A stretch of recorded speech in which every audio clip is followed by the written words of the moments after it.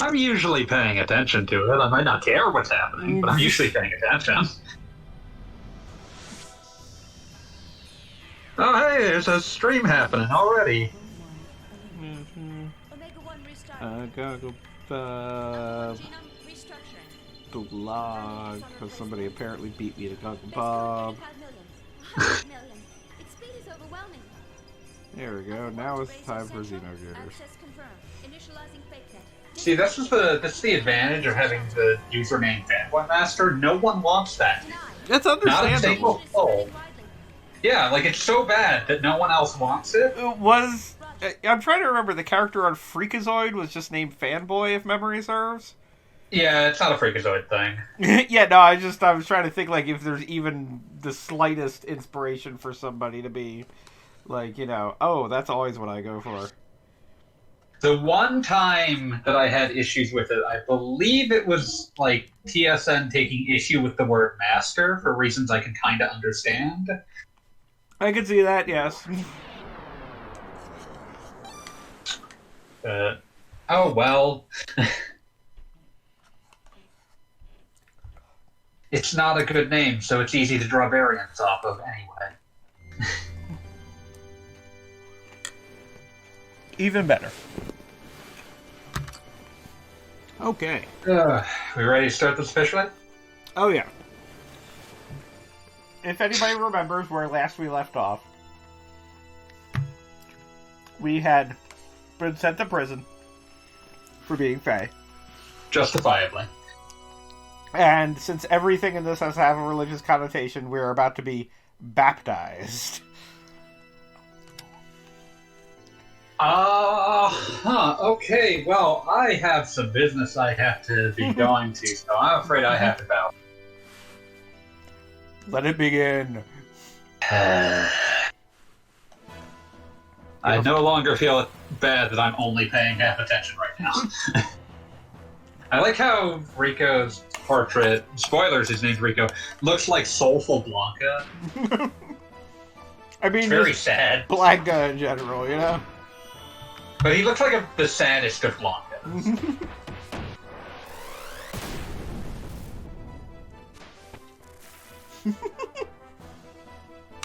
So Rico's first lieutenant or whatever I just hit until it exploded. Also, literally a zombie for some reason? I've got concerns. A zombie or one of those elves from earlier. I mean, like, there could be bad elves that might have gone to jail. Or possibly zombie elves. Sadness. I don't know what a zombie elf is like, but I'm sure that D&D would assign them a very high stat. It's probably like a dire elf or something, right? A delf? There's gotta be something, like, for undead elves, and it's, like, really sad for them because everything is sad for an elf. Elves are all about being sad that things are not as they once were. Yeah. I used to be alive. It was good time. Take a soulful look at off into the graveyard, but now it's my own. Heinrich. If memory serves, I absolutely hated this part back in the day because it was another one-on-one fight, and I vaguely remember this being kind of difficult. Yeah. Oh, he already died. I recall liking this because it's such a wild thematic shift. But... Oh yeah, no, I mean conceptually I like this. I just remember saving issue with the fights after this. Yes.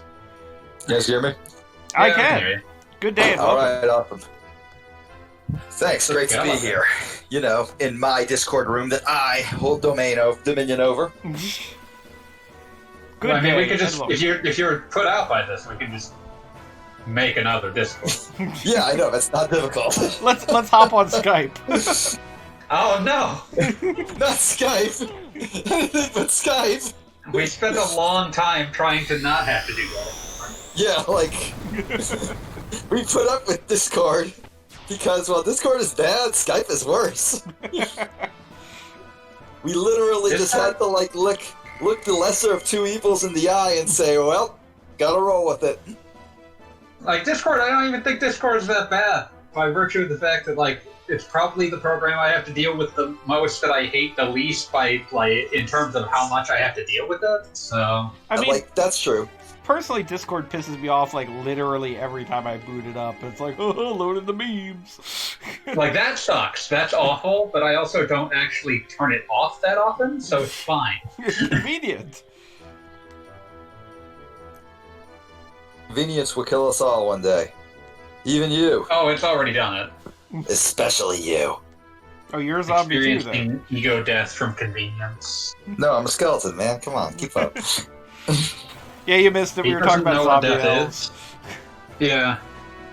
We had a discussion about their relative existence and merits. I do know what death is. It is the peace of non-existence, the return to God. Is that the best you can do? Yeah, none of you were ready for that shit, were you? I'm sorry. I was wondering if the game had frozen, but then I realized that it was just making noises. Oh, it's already up? Jeez, I thought it was here on time. It's like what, 8:35? Come on, man. We just started. We assumed you were going to be late. That's often been a safe assumption. And that Yeah, you but, wouldn't like, you care know, in any way. The reason I set like our begin time is 8:30 is so that like you would have setup and shit, so I could show up at 8:30 and still be on time. Well, now we God. show up. Well, now we show up earlier than. Now you guys 8:30. show up at like 8 o'clock, like 8:15. you don't have shit to do today. I was I putting mean, together a let me fucking TV put it stand. this way: I didn't have a lot to do today. Okay, fair, I guess, whatever. I mean, it's a I'm busy Tuesday. What do being you want? unemployed. The most important thing I did today was a technical screening. Well, I mean, I've been busy being unemployed too, and the most I did was put together a cabinet. That probably yeah. feels a lot better than doing a technical screening. I'll put it out there. Honestly, yeah, probably. You get like a sense of accomplishment. You're like, yeah, oh yeah, I put together that cabinet. Take that. At the end of a idea. technical screening, you get the understanding that someone is going to judge your results, but they're not going to tell you much about them. You're just going to find out if they were good enough by virtue of whether they asked you to talk to them again. So I sucks. mean, That's a bummer. well, that's sad. Yeah, it's normal. It still sucks and is a bummer. You're allowed to bitch about it. We encourage it. Yeah, no, that bitching is encouraged on this stream at all times. Oh yes. I once tried to establish a no talking shit rule, and that quickly fell by the wayside because talking When shit. you violated it approximately 1 minute later. Oh yes, absolutely. I swear at least one of the times that was brought up, you violated it essentially the second after you brought it up. Like, it was literally the Yeah, I next said sentence from something you. like, "Let's try not to talk shit, but for real, fuck whoever." It does sound like you. Yeah, that does sound like me. That sounds very much like me. I believe it. That's This is my why- truth. You don't see me disagreeing. Know thyself. So, I'm I paying think like half. in the game, I just, like, totally Yeah, you just beat up Blanca. overpowered Rico. What's Which- Blanca doing in this game anyway? It- Like, it's can supposed you to be tell me what Blanca's scripted. doing here? He is a different character. He's not legally Blanca, but he is just Blanca. In the same way that Faye is Ryu. So like, Blanca No, was he's supposed to much be more blatantly just Blanca. Yeah, like he's really Blanca. Like I mean- you look at him and you go, "What's Blanca doing here?" Fanboy, I mean, it's cool. Blanca's always, branching out. you're always good at this. Like, is Blanca himself based on something obvious? So here's why I'm saying it's just Blanca, because Blanca is based off of a bunch of kind of offensive South American Pacific Islander stereotypes. But one, they moved him away Yeah, from that that to sucks. being a nice boy. To being a nice boy, they kind of moved him away from that. But two, the broader point I was going to make was Blanca being green is weird, and having orange hair is weird, and was not how he was originally conceived. Originally, he had normal colored skin and hair, and they decided that he didn't stand out enough, so they made him have weird colored skin and hair. And cribbing that bit, where he has green skin and orange hair, is enough to be like, no, you just took Blanca. Yeah, it's like, what's Blanca doing here? And you're not even like complaining. It's like you're like, "Oh, hey, it's Blanca. I love Blanca." but like you're still wondering what's Blanca doing here. I mean, if you're But, going to yeah, steal like- somebody from Street Fighter, go ahead. I mean, Street Fighter stole most of its cast. I'm just saying, Oh, like, yeah. Blanca himself started out as a generic wild man archetype. That So often racist gets... as shit. Yeah, and then they sort of moved him away from that. Like, they eventually were like, oh no, he's just a normal guy. His real name's Jimmy. He's a cool dude, you know? Yeah, like, that's the best thing you can say about Street Fighter's, like, parade of often racist stereotypes, is that the longer they're allowed to persist, the more they move them away from just being a naked negative stereotype. Yeah, I Dhalsim's would say definitely that's got an upgrade over the years. Oh, By yeah. the time he's in Street Fighter V, Dal seems really cool. Yes, no, Yeah, Dawson agreed. rules. But yeah, like that's like the best thing you can say about it. But like, yeah, with Rico, it's just like you're just Blanca. There's not. Oh, also spoilers for those watching. Also, hi, Jeannie, who is in chat. Hello, But Jeannie. Oh, hey. But spoilers for those watching this who are not aware. What is this save icon? I'll have to check next time. But spoilers for those who are not too keenly aware of the plot of Xenogears. We're gonna eventually recruit Blanca, and then he's basically never gonna be relevant again. Like, comically so. Like, it'll be like, I don't Like remember. less he's here. relevant than Choo Choo by a fair margin. Right, a huge margin.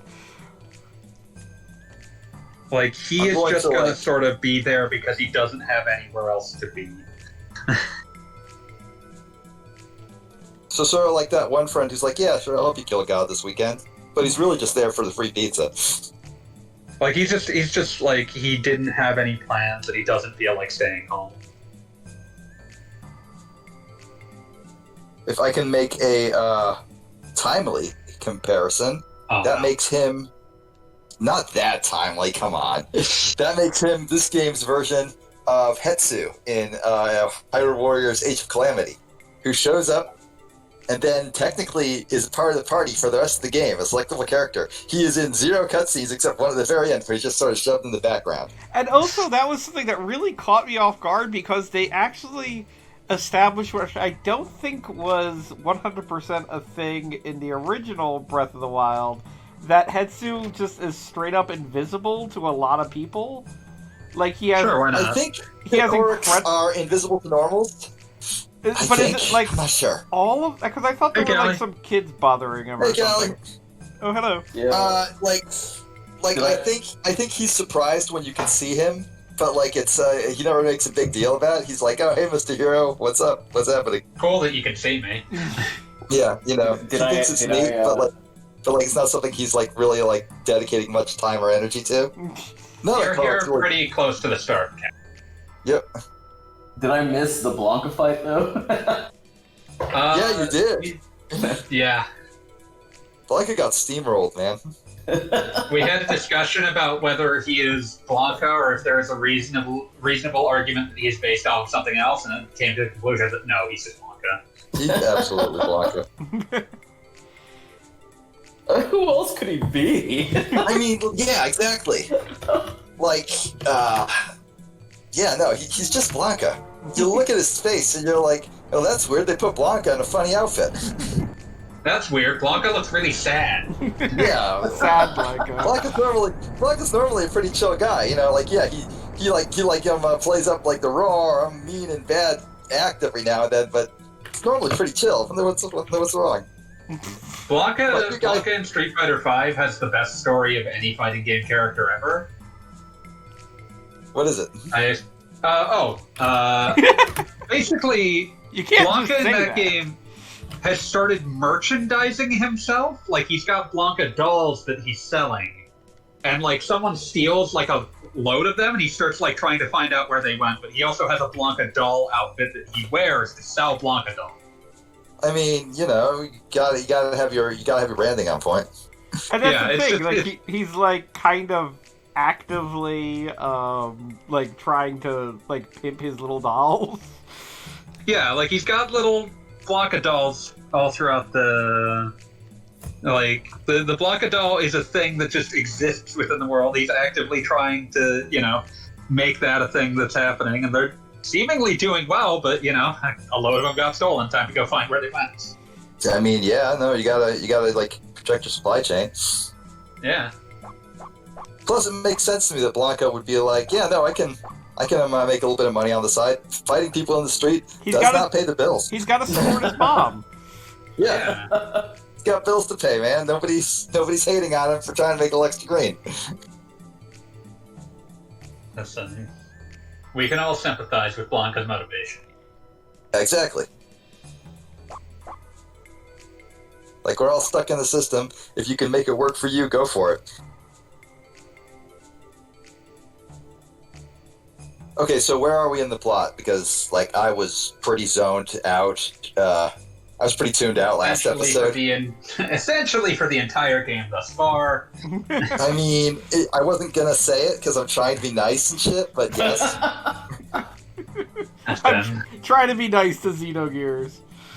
I'm trying. I never said succeeding, okay? He seems like a bully magnet, that's Xenogears. It really does.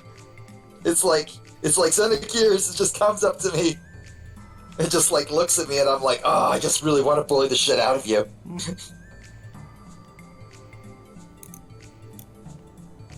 Xenogears walks up to you and tells you that he's got like this really far out reading of the Bible that pissed off the preacher at his parents' church.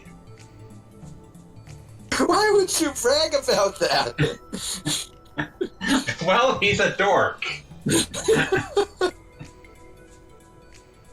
I could just like see Xenogears coming up to me and like pushing up its taped together glasses up the bridge of his nose, snorting really loudly, and said, "So I have this theory that that Satan fell from power because he refused to bow down to anyone but God, and God wanted him to worship Adam and Eve or something." So Xenogears is just Milton? Yes. Why would you do exactly. that? Well, yeah. Wait, did I just do a Paradise Lost? That is literally the plot of Paradise Lost. You did a Paradise Lost. Damn, like that was just something somebody said to me once, and I was like, that's fucking stupid. Like, what makes it compelling as a fiction makes it very difficult to square away with any sort of biblical reference, but okay. Yeah, pretty much. I mean, for all the guff that people give to fan fiction, like, literally it's all we have for fiction for years. Paradise Lost, Dante's Inferno, it's all just to tell you all about this now. Why did you make Dante's Inferno is way worse than merely being fan fiction, because it also exists just to be like, and that's why everyone I don't like is going to hell, and why all the people I think are cool are going to hang out with me. It's friend fiction. Dante's Inferno is literally, hi, I'm Dante, I'm a petty bitch. Let me tell you about the unique punishments that you will be experiencing because you pissed me, Dante, off. Yeah, fuck you, Larry. I do love the fact Larry's Inferno. that by almost complete accident, Dante's Inferno becomes something where it's like, these people are only remembered for what level of hell they've been banished to because they pissed off one guy, and it's hundreds of years later.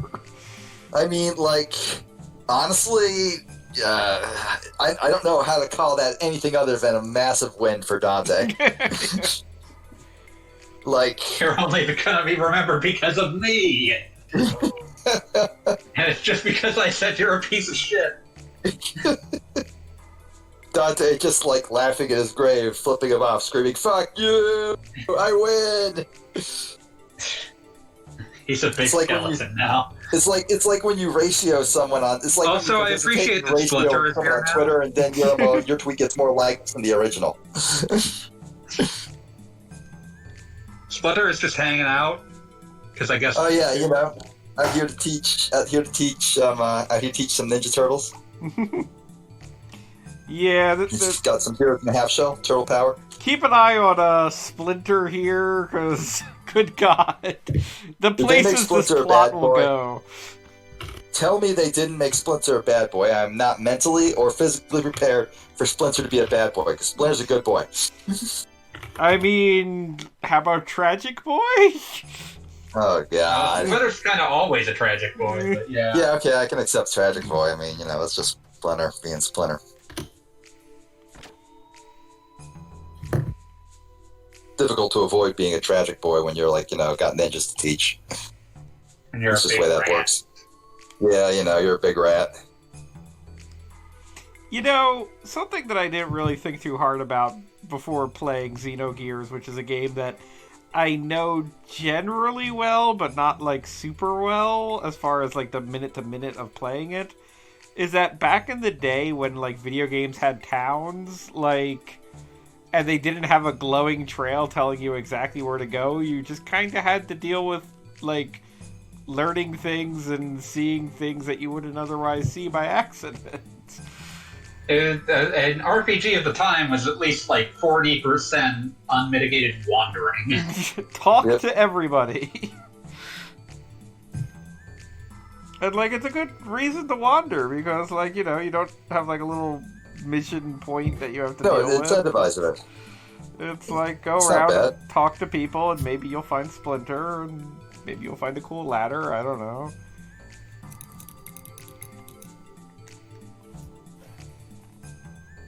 Oh, so today I found what I'm willing to call probably an upper echelon of the worst fan fiction ever written. You're making some tall claims here, because there's just a lot of fan fiction in general. Oh, but I can top it. I found the SCP wiki entry for Donald No. Trump. No. Well, I won, fanboy. I just won. I didn't say it was impossible. I said you were making a lot of claims. Yeah, and I just... You think I fucking bluff? No, I I just think never you're a brought- piece of shit for this.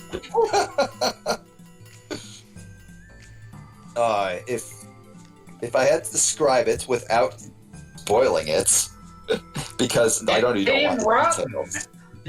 Oh yeah, no, it was awful. But if I had to give it a single line description, I would say it felt like somebody who still had their "I'm with her" Twitter bio in 2018, desperately trying to cope with the last 2 years via bureaucracy. Actually, we had to make him president because of a demon fanfiction. All of the SCP wiki is just bad fanfiction. But this was up there. Holy shit.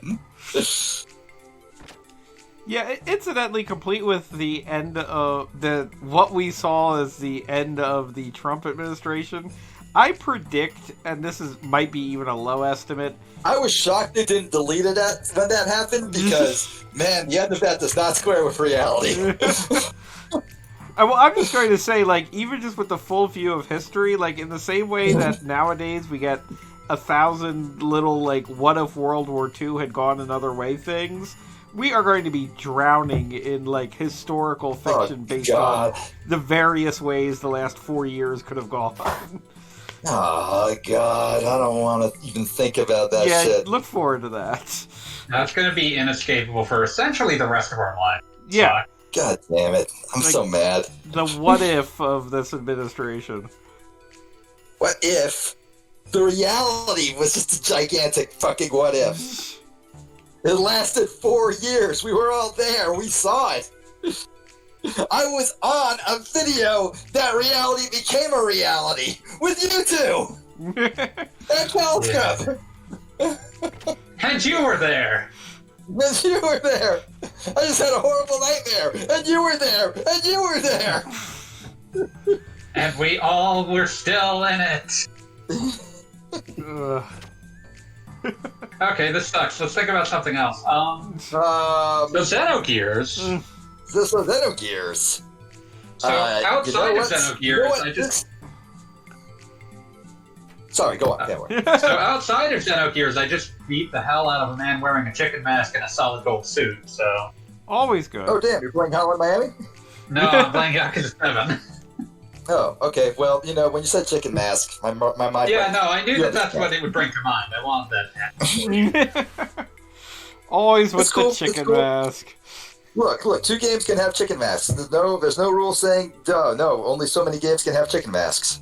Yeah, this was like a group of enemies. It was like a dude in a chicken mask and like a giant group of people who are like trying to pull you into a cult. Ah, one of those. Just all those children of the sun or whatever they want to call themselves. Damn it! Now I'm thinking about the TikTok girl who tried to start her own cult. That's a lot. That's ambitious. Oh yeah. It was something else entirely. It was very obvious just from reading like anything she wrote that she had a lot of stuff going on in her brain and it wasn't working out great in there. It would probably be better if other people weren't exposed to it. Yeah, exactly. It was one of those. But like, that she was calling it a cult, like literally just a cult, in all of her extremely twee merchandise, and apparently she thought that made it cool.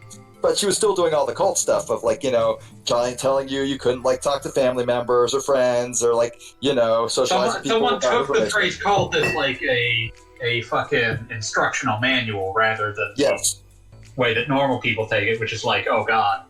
Yeah, exactly. So like, they were trying to be ironic, but it wasn't very ironic. Yeah. Listen, no one should join my cult unless... What if I pushed Minecraft bed next to your bed? Unless... Just kidding. Unless... Okay. I am almost done with my grinding. I promise. 20 minutes late. What I was going to say before Fanboy so rudely interrupted me, and I responded by very politely telling him that it was cool that he rudely interrupted me. I'm just joshing with you, Fanboy. You didn't interrupt me at all. Was saying that since we're playing Xenogears, I'm going to go get some Xeno beers. I'll be right back. Dun, dun, dun, dun, dun.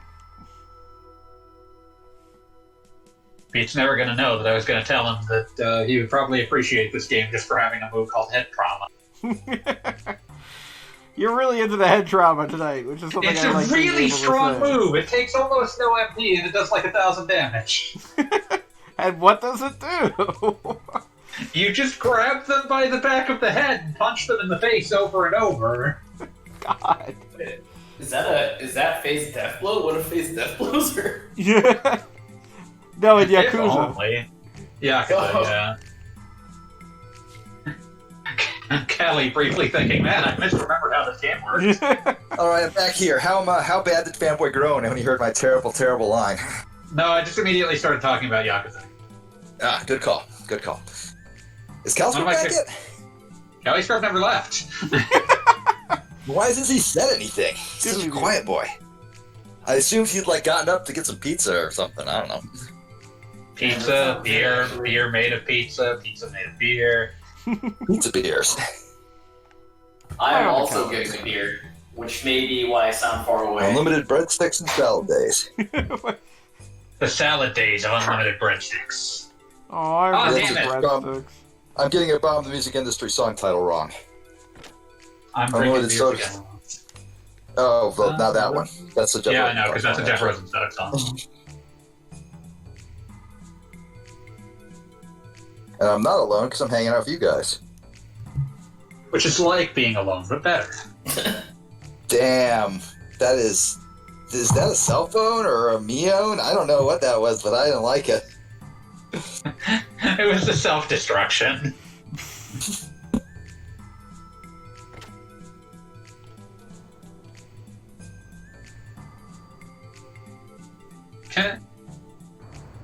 Okay. Yakuza gets put to sleep for a little while. So you can watch Faye wander around prison. Yes. Did we actually get around to telling Pete what happened? No, we we never did.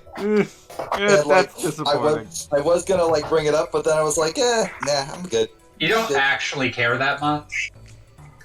I'm supposed to though, because I've already made Gogglebot promise to let me write up one of these, and I don't like looking like an idiot when I do that. I look like I'm disaffected and don't care, like I'm too cool for school or whatever.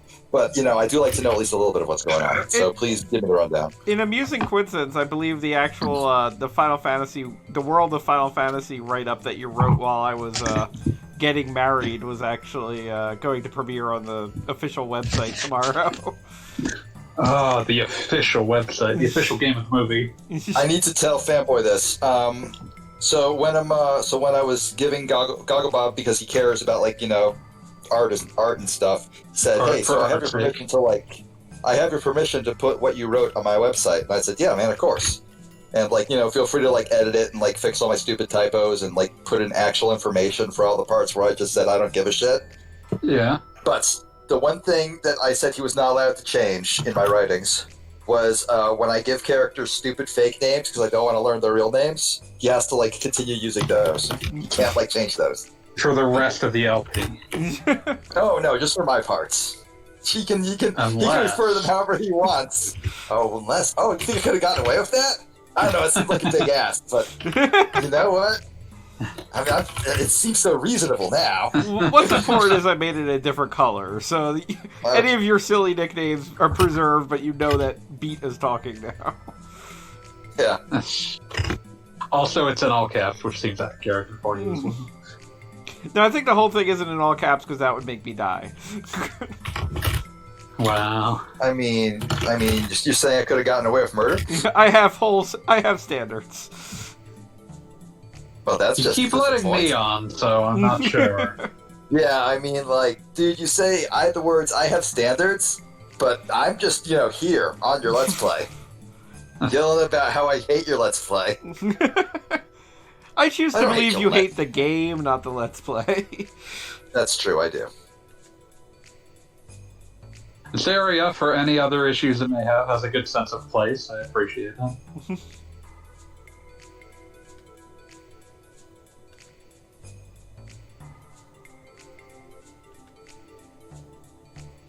Miss Cohen. Sometimes known as Mystery Woman. But not often. Woman called Miss Cohen might not be Miss Cohen. The mysterious lady. And then it becomes committee member Rue.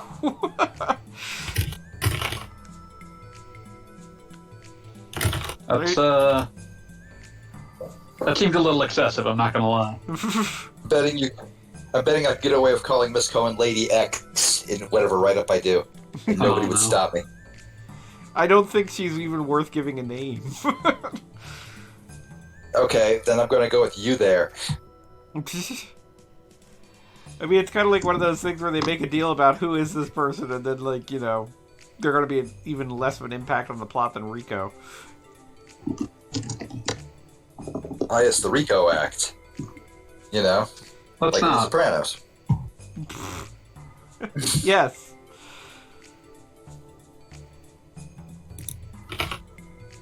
I haven't watched The Sopranos. I haven't either. I live in New Jersey, Yeah. so, there was a good solid 20 years there where it was all anybody talked about. A good 20 years, a good multiple decades. Hey, Tony Cannolis! Hey, I'm Hey, it's me, Tony Cannoli.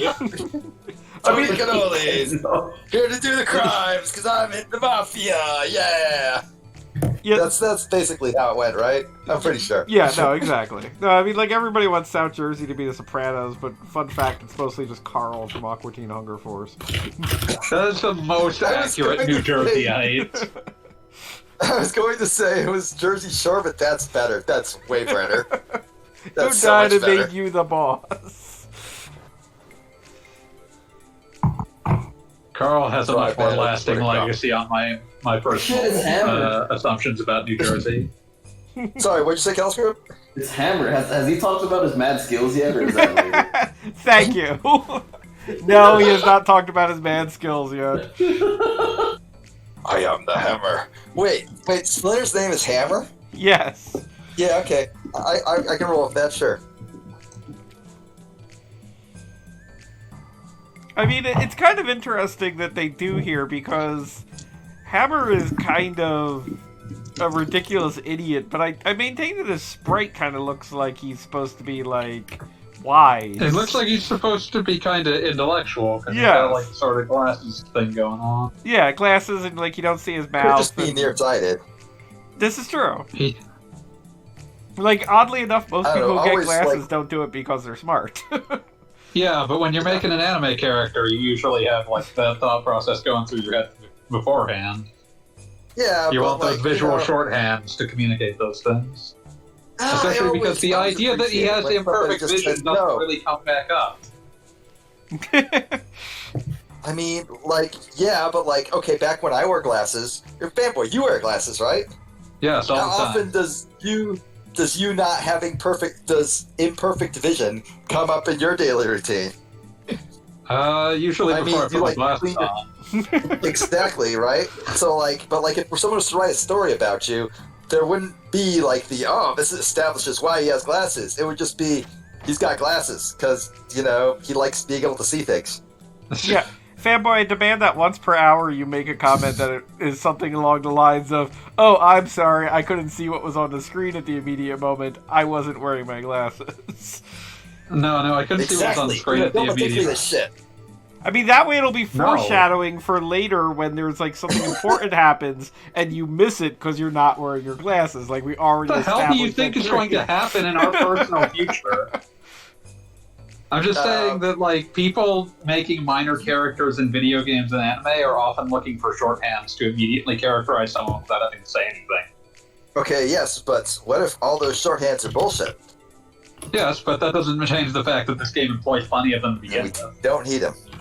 The first person that we see in this game with glasses is Satan. That definitely is meant to communicate something about him. I still swear his is supposed to be pronounced Satan. It's not. Well, guess what, guys? There's a new doctor here. I wonder who that Agree is. to disagree. Dr. Dick? I'm Dr. Dick. Dr. Dick. And baby, I will I'll touch heal you, I will your touch you. nervous prick.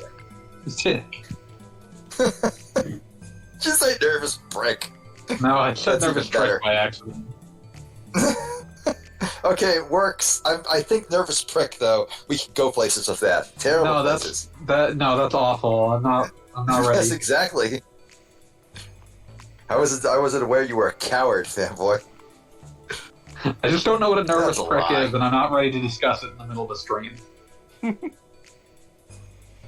There has to be a more polite way of saying erectile dysfunction. Hey, I mean, 40% of men will experience it. I think you Yeah, say that's sad happened. sausage. That's not polite at all. Sad That's sausage. actually less polite. Like, if it was a competition between nervous prick and sad sausage, I'd take nervous prick every time. Yeah, I mean, seriously. I remember, what is it? The... Bob Dole. Man, it's- Okay. wait, how long ago was Bob I in Dole. college? How long ago was I in college? Oh, shit. Okay, some Sounds like number 2 of years... decades. Yeah, some number of years ago. I remember, and I would carpool with my roommates to, go drive to campus or whatever. And the commercials on the radio, because we still listened to the radio back in those days. Was this one of those cars that... Was this a car that was propelled by your own feet so that way? Flintstone style. Need the It Flintstone. was a Flintstones vehicle. But yeah, so there were like ads for for penis enlargement pills or whatever. But the people who were Oh yeah, doing those that- were always on the radio. yeah, the people who were doing the ads were I just was You weren't blind. allowed to say that's what they were. Yeah, no, like this it was the what is it? I guess it was actually like the radio hosts, but they recorded a commercial and then they would play the commercial and there's a radio host with the radio host energy. And I remember one of the things that they specifically said is like, give you a powerful erection. Well, So okay. yeah, they were allowed to say some shit.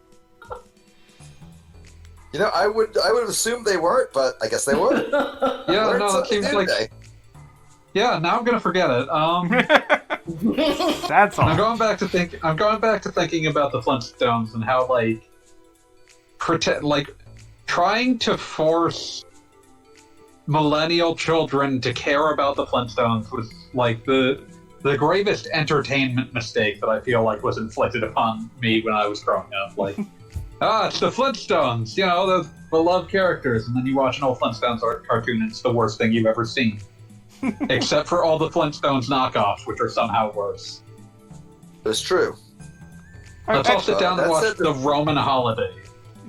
That said, I have a weird soft spot for a Flintstones movie starring John Goodman. Probably because I saw it at age 9 and haven't seen it since. I just remember because it brought back the McRib at McDonald's, so I was all about that. Worth it. Obviously. That's my Mulan special sauce or whatever it is that made those nuts. That was actually Rick and Morty setting that off. That's why I said nerds. Yeah, that's why I said nerds. And that's why it's forever hilarious to me that Dan Harmon, the Rick and Morty guy, I hate that show. One of them anyway, yeah. McDonald's said everybody's screaming about the sauce, so I guess we'll just bring it back, whatever. And the Rick and Morty guy was upset that they didn't pay him to use their own sauce that he mentioned in a TV show. He felt he had earned that. And it's like, bro, you just, mentioned it, and a bunch of nerds lost their shit, as nerds are wont to do. That doesn't make you, the fucking, commercial tie-in whisperer or some shit. You didn't predict I forgot that. I forgot that there was how much gap there was between the two bad live-action Flintstones movies.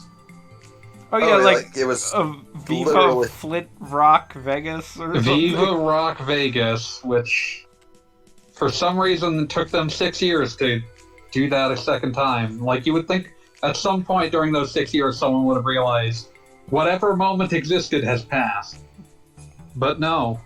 Wasn't it a totally different cast or something? It's mostly a different cast. I think there might be one returning cast member, but it's almost entirely different cast. Because it's a prequel or some shit, right? Yep. Also, the Great Gazoo is there. Why? Why? The Great Gazoo was the worst part of the Flintstones. Well, didn't they immediately We're going into Flintstones deep lore now. Didn't they immediately put Scrappy-Doo in the live-action Scooby-Doo? Yeah, but his thing was that he was the villain. The entire point was that you were allowed to, hate him. Yeah, the entire point was... Yeah, the Scrappy-Doo and Scooby-Doo was actually kind of awesome because he turned into, a giant fucking, abomination and shit. I'm easy to please, what can I say? Just destroyed by looking at this and realizing this was allowed to happen not once but twice. The world is a series of terrible mistakes, played out in such a way that it's kind of hilarious. Now, a quarter century on, are we ready to reckon with live-action Flintstones? Maybe. Maybe we shouldn't, though. Maybe we should just allow it to be. Just let it silently pass into the night. I feel like the best thing, the most important thing is that we were all fucking spared Seth MacFarlane Flintstones. Oh God, man, fuck Seth. That was announced. That was announced at one point. We were spared. Fuck Seth. Don't want me to hate Seth. Yeah, wasn't that for some reason, totally unprompted? Family Guy clips have started showing up in my YouTube recommendations. I was about to say, I was seeing this. I do have to correct something. They haven't tried to do that to me. Something you said earlier was that it's been on for 20 years, but it did take a break, so that's important. It didn't take a long break. It was off the air between 2000s and 2002, okay? That was how long it took for it to go off the air, and for Adult Swim to pick it up, and for Fox to suddenly go, oh wait, people actually like this for some reason. Wait, if Family Guy's, what did you say, 22 years old? Started in 1999, so yes, technically. Holy shit. Simpsons is 32 years old, damn. Yeah. Yeah, I know, right? For some reason, I was still under, it was in my mind that The Simpsons was the 20-something-year-old cartoon series, but it's been 10 years since that. Yeah. Well, I remember seeing a What's Killing the Flintstones? What's Killing the Simpsons? Not the Flintstones, the Simpsons. The Flintstones be dead for The centuries. Simpsons. So anyway, when Family Guy premiered, I remember I was using my Hippo vacuum cleaner. So hi, Janie. It's cool that you're back. Is this about vacuum cleaners? What the hell? Trying to think of some ridiculous Flintstones device to imply how old it was. Oh, Hippo. No, absolutely not. That's not what they would use. Used a baby pastosaur. What are they called? What are they called brontosaurs now? So they don't call them brontosaurs anymore. Apatosaurus. That's it. You guys know more about dinosaurs than me. I'm baffled that you managed to live through Jurassic Park. Dinosaurs fucking rule. I mean, I remember all the dinosaurs from when Jurassic Park was popular, but all the changes that have happened, I haven't kept up with the dinosaurs recently. They used to be my Facebook friends, but I stopped following them when they got into fossil fuels. On YouTube. Did like every week or so they drop a 10-minute video about something in the fossil record, and they're all pretty dope. That's it. Okay, so the whole time we've been talking, they've been talking. Yeah, but not about anything interesting. Well, I mean, apparently Faye battling, bro. Talking about anything interesting either, to be fair. They How dare you besmirch the interestingness of The Simpsons? I mean, I think The Simpsons And is the interesting, but we Flintstones. haven't been saying anything interesting. And the Flintstones. the Flintstones. Nothing good Flintstones. comes of the Flintstones. So, I just kind of want to say, back to Xenogears, it's kind of occurring to me that Faye kind of lives in, a porn universe. Because, literally everything that happens to Faye leads to him having to pilot a robot, kind of like in a porno, where everything that happens to the main character leads to sex in some way. Faye met a group of sand pirates, and the entire deal was, well, now you have to get in your robot. He met a weird woman in the woods, and the answer was he has to get in his robot. And now he's in prison, and the answer is he has to get in a robot. Yeah, as you do. Hey, somebody order a pizza? Get in a robot! Exactly. So, apparently, some This pizza is paleontologists really hot. Also, I stuck my dick on it. Let's let Callie Scrub finish rather than whatever the fuck you're doing. Sad sausage.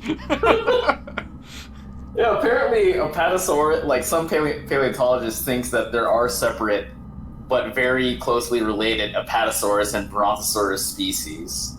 Okay, that's cool. That's the new meta in paleontology. The meta? They added Dinosaurs Championship Edition. So now What's the tier list? Is T-Rex still top tier? There's a whole T-Rex is always top tier. There's a whole YouTube channel that is all about tiering animals. Oh man! Oh yeah, Tier Zoo. I'm aware of that one. Do you remember when they nerfed raptors? They were so good when they came out, but now they're just tiny little birds. They keep nerfing them even after it's no longer necessary. Yeah, they're just The done. competitive balance was already restored. But yeah, they're really into the bit about talking about a meta because they refer to extinction events as wide sweeping balance changes.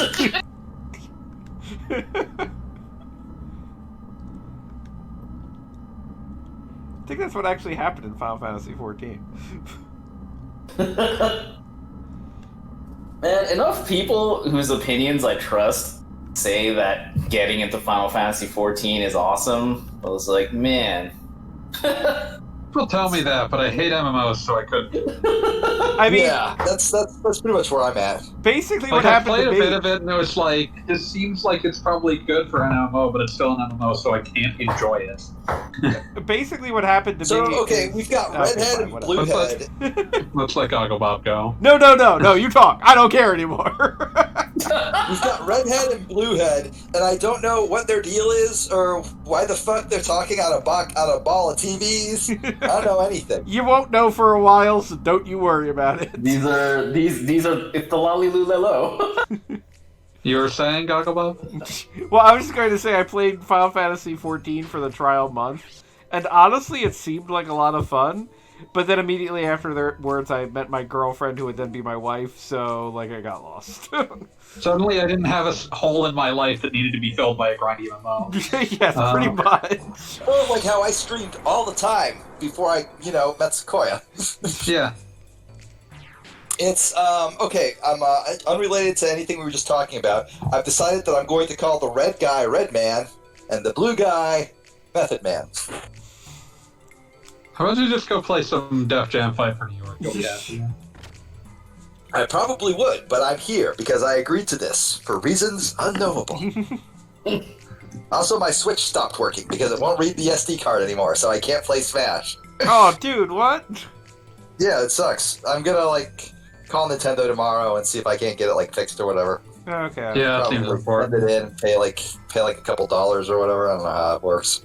It does turn yeah. on, or it doesn't, or... Oh yeah, it turns on just fine. It just doesn't recognize that the SD card is inserted.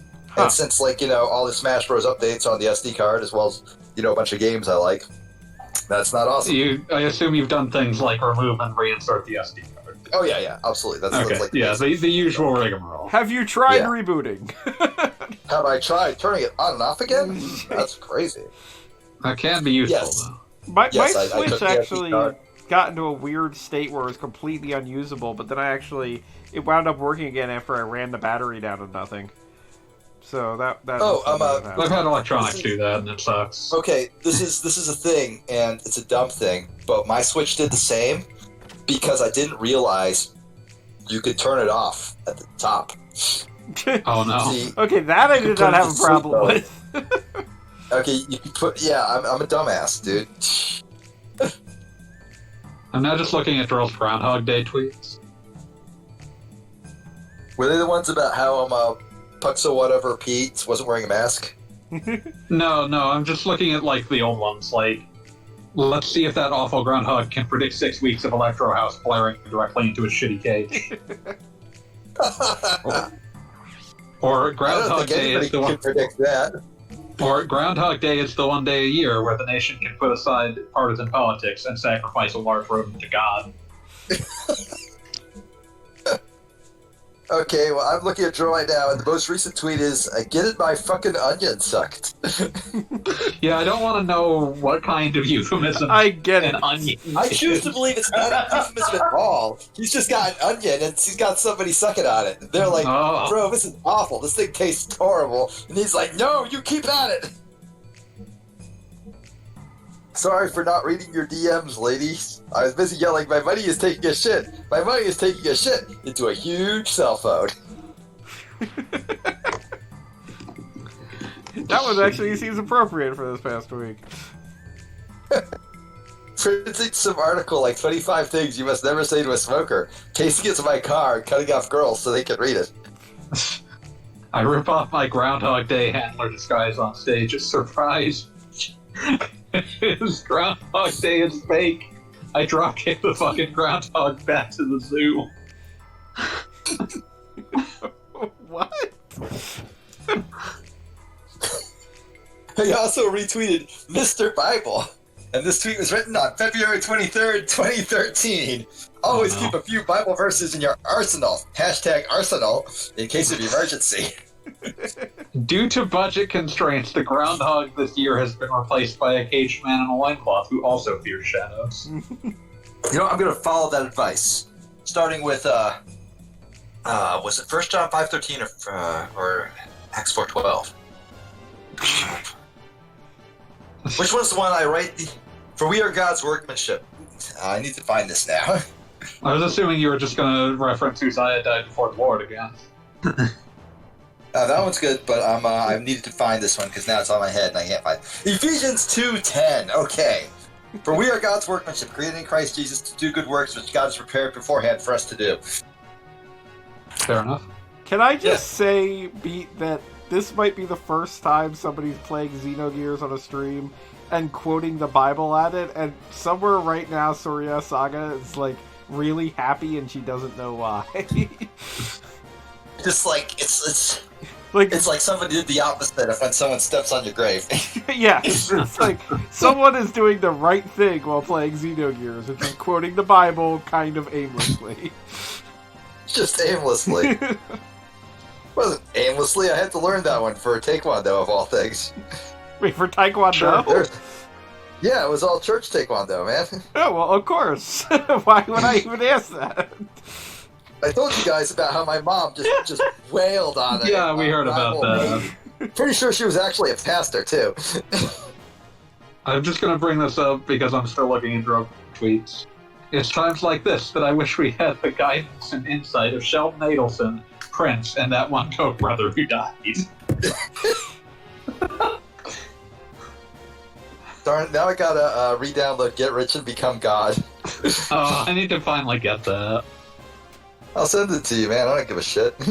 No, I want to pay Drill for his, so he can successfully get rich and become God. The greatest thing about it is how about like it constantly references that it's sponsored by Super Pretzel. You know, the terrible like pretzel stands that you see like in convenience stores or whatever. I've never seen anything branded Super Pretzel. You've never seen Super Pretzel. No, I don't think it exists. So many times at like sports stadiums and shit. It must not be like a West Coast thing. It must be an East Coast thing. Well, and let me... I've seen those everywhere all my life.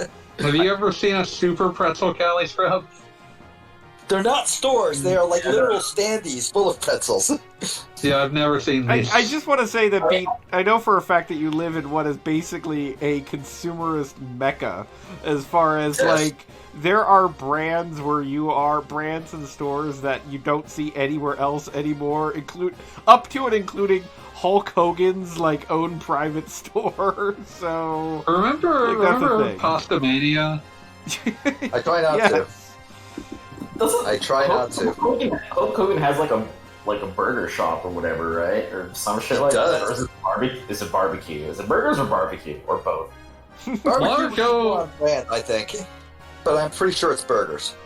Long ago, for some reason, he had like a spaghetti restaurant called Pasta Mania. Also, speaking of burgers, like I am enjoying this rehabilitation, or not rehabilitation, but everyone warming up to Guy Fieri. Dude, he's getting rehabilitated. He's a good guy. A good person. Like that's really all we needed. So the thing is, like, rehabilitation kind of assumes that you like. It's the rehabilitation of a reputation. Where your reputation does not have to be an actor. It's his image that's getting rehabilitated. He never needed rehabilitation because he was a decent human being to begin with. He never did anything wrong other than, be Guy Fieri. Yeah, I have to see what was on the menu of Hulk Hogan. And then all the food personalities that people used to stand or whatever were like mostly assholes.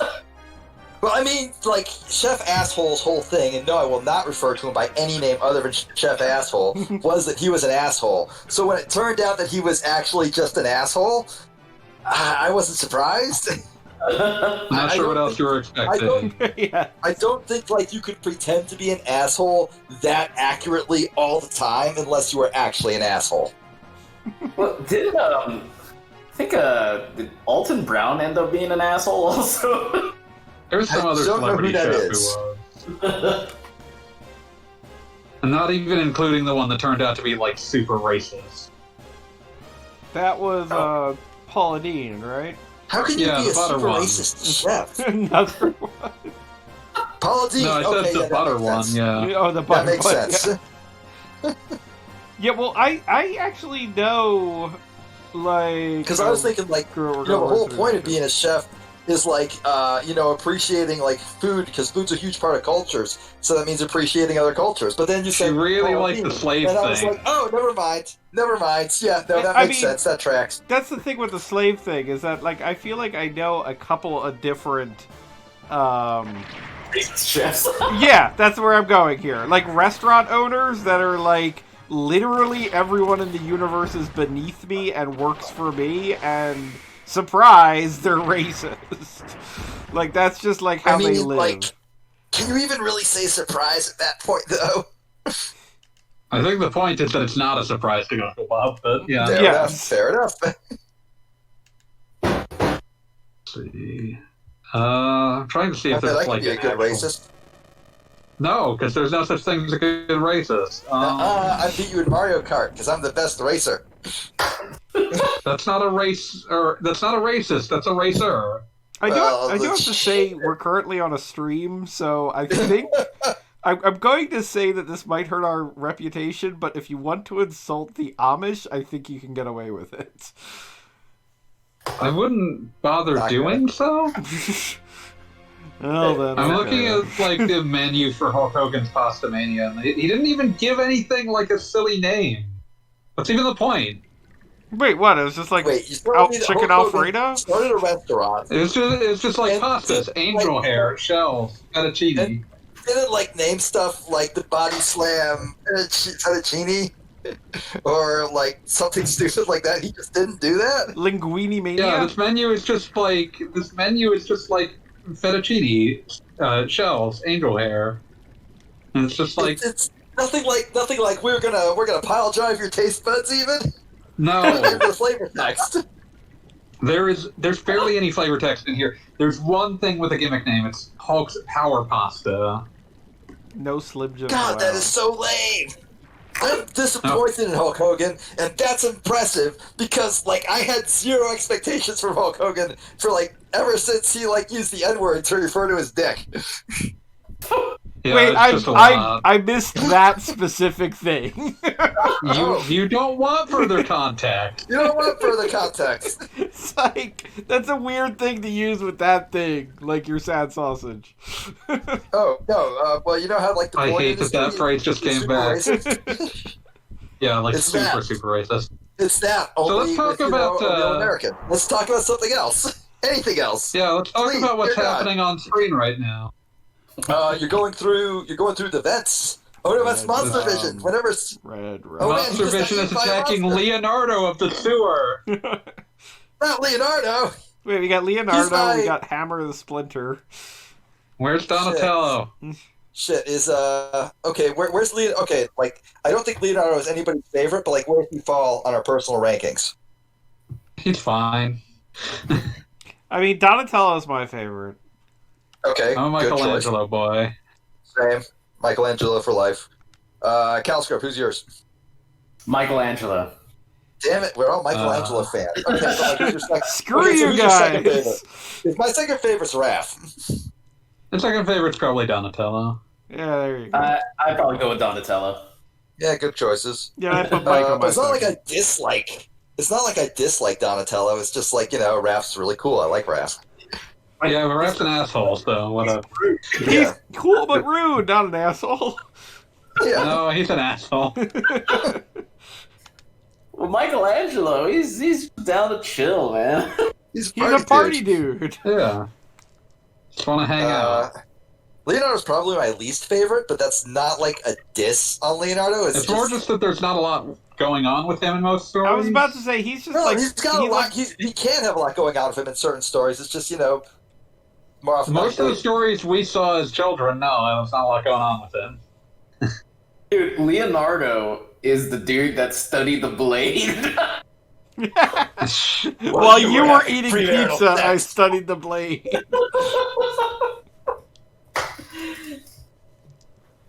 So why do you suppose each of the Ninja Turtles chose the weapon they did? Okay, I'm betting I can actually justify this. I'm gonna try here. It is my sincere belief that Michelangelo chose his weapon because he likes spinning things around because he's got a serious case of ADHD and it's like a fidget spinner for him. Yeah, Leonardo I agree with that completely. Leonardo's like sort of like a classicalist. Like he wants to do things like the proper way, and he'd be like reading up books on ninjas and saying, actually, the only like the only weapon that could kill with one strike is a sword. And that's the only proper ninja weapon, so that's why he went with that one. He studied the blade. Raphael just wanted to stab somebody? I choose reason that you could stab someone more often if your blade was smaller. He wants to stab someone multiple times in one. Yeah, he wants to stab someone multiple times. Like stabbing just felt right to him, so that's where he went with that. And Donatello, he's kind of a fucking nerd, so they just gave him a stick. They're like, we got a stick. You can have this. And he was like, okay, I guess I'll take the stick, whatever. So he just got picked last in dodgeball or whatever. I think so, yeah, but not even that so much as just like he was just like, I don't care, you guys go whatever. Like what was left was the stick, and he's like, oh, okay, I guess I'll just use the stick. Stick's pretty cool, no hate on the stick. I was always a fan of like the fact. So in Europe, they like, especially the UK, they were like, for whatever reason, very concerned about the portrayal of ninjas as heroic characters, and so they just removed the word ninja from all like Ninja Turtles shit for years there. But they also like tried to remove anything that like they deemed too ninja-esque. So like the cartoon would inconsistently like draw over Michelangelo's nunchucks to make them like weird grappling hooks. And the idea of hitting someone with a grappling hook is terrifying.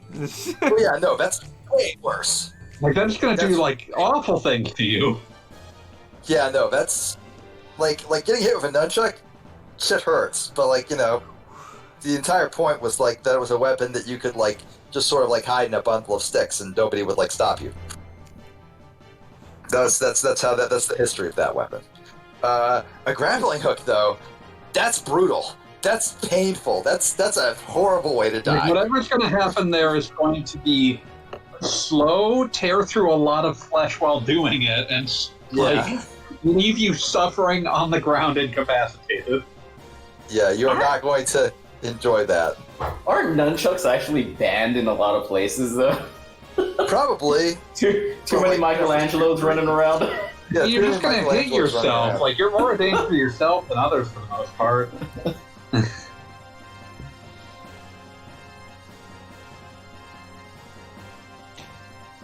Yeah, I think that. How... Go ahead. Oh no, I was just gonna ask, like, how far into disc 1 is this? I have like almost zero memory of the flow of the game. I've never played Xenogears at all, so I know literally nothing.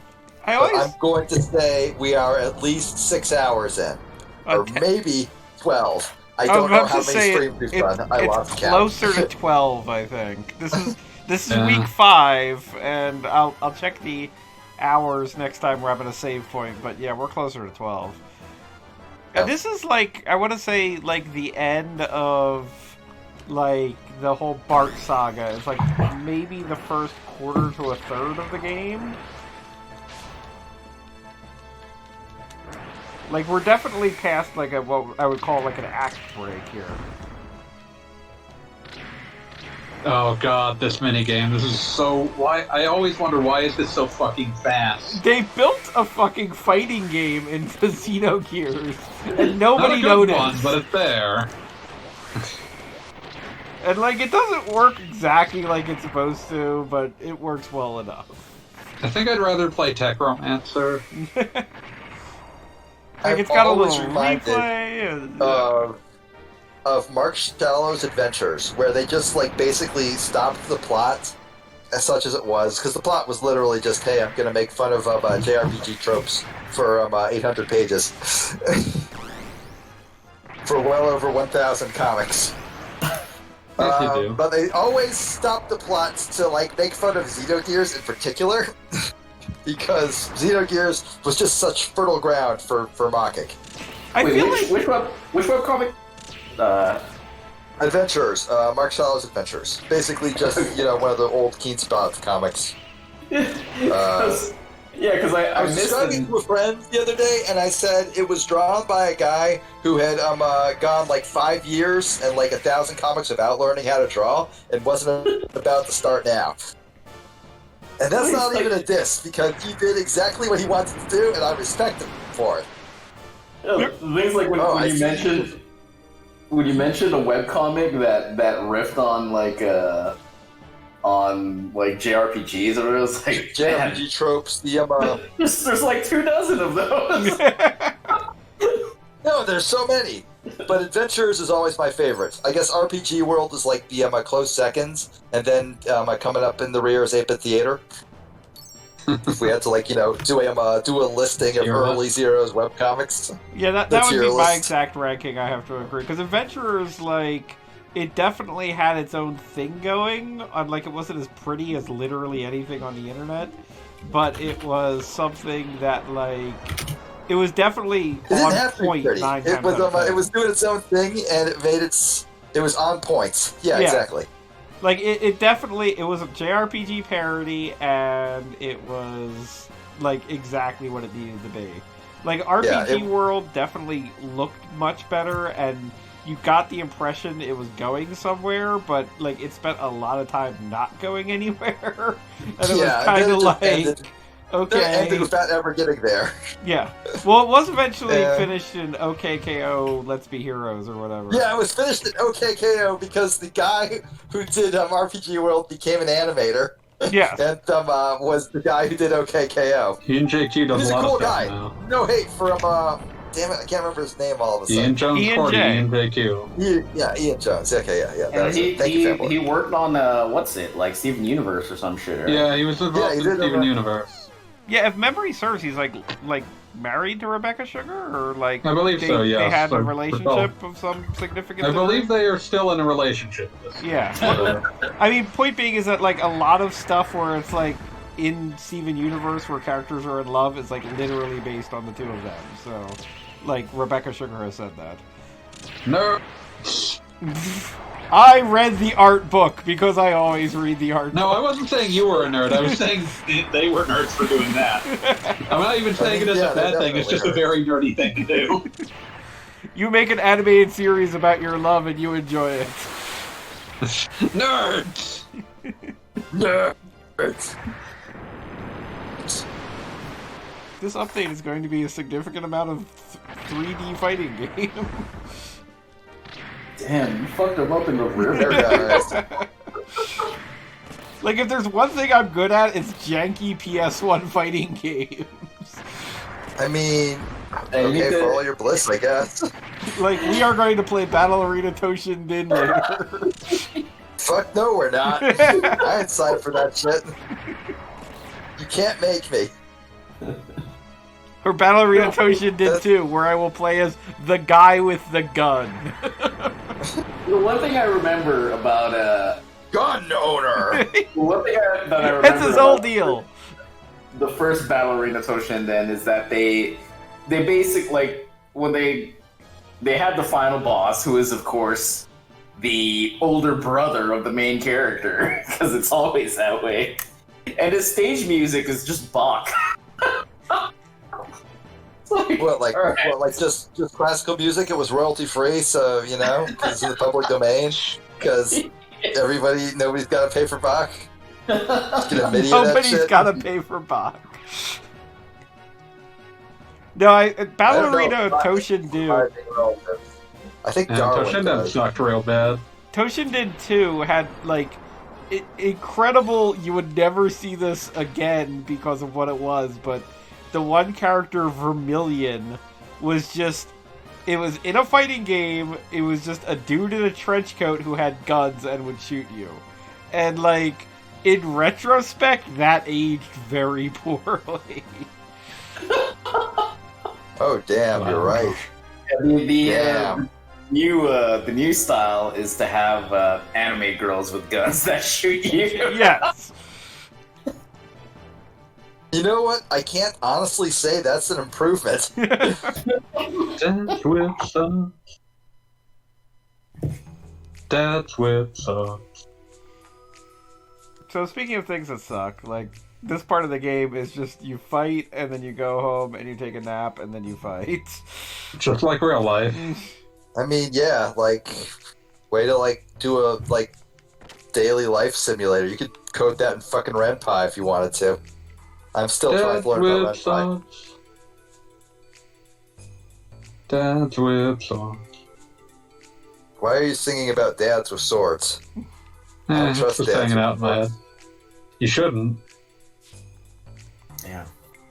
Still can't believe Elon Musk is the second richest person in the world. Let's not talk about This it. is something that just occurred to you now? Like, just thinking about stuff. I absolutely can. He's exactly the sort of dumbass that has like enough people worshiping the ground he walks on that he could not become the second richest person in the world. Well, he goes back and forth with Bezos for number one, and like that's a fight that nobody wins. I mean, if I had to like find someone that Elon Musk was better than, which is a difficult competition, I would go with Jeff Bezos. That fucking said, is that really an accomplishment? Both of those bars to clear are underground. Yeah, with Bezos' announcement that he was stepping down as leader today, but like apparently maintaining all of the benefits of the position and just not doing the work anymore. Like, my one friend was like, I can't even imagine what work that entails at this point. I mean, the funny thing is my one friend was honestly, like, oh, this makes sense as a movement for him. And I'm like, yeah, it makes sense, like, in the same way that when your boss tells you he's going on vacation for a month, deal with it. Yeah, it makes sense. You have to deal with it, okay? That's asked me. That would just be his way of saying, oh, I don't know anything about that, when he knows everything about that. Every time somebody says, hey, why don't you pay your employees a fair wage? Oh, I don't know anything about that. I've stepped down from those roles. Yeah. Yeah, I don't... Are we allowed to, like, say... Is it Twitch owned by Amazon? Fuck Jeff Bezos! Yes, we're allowed to say God it. damn it. Oh shit! What? You were like, oh, you were wavering. You didn't have like the strength of conviction. I just inserted that into it.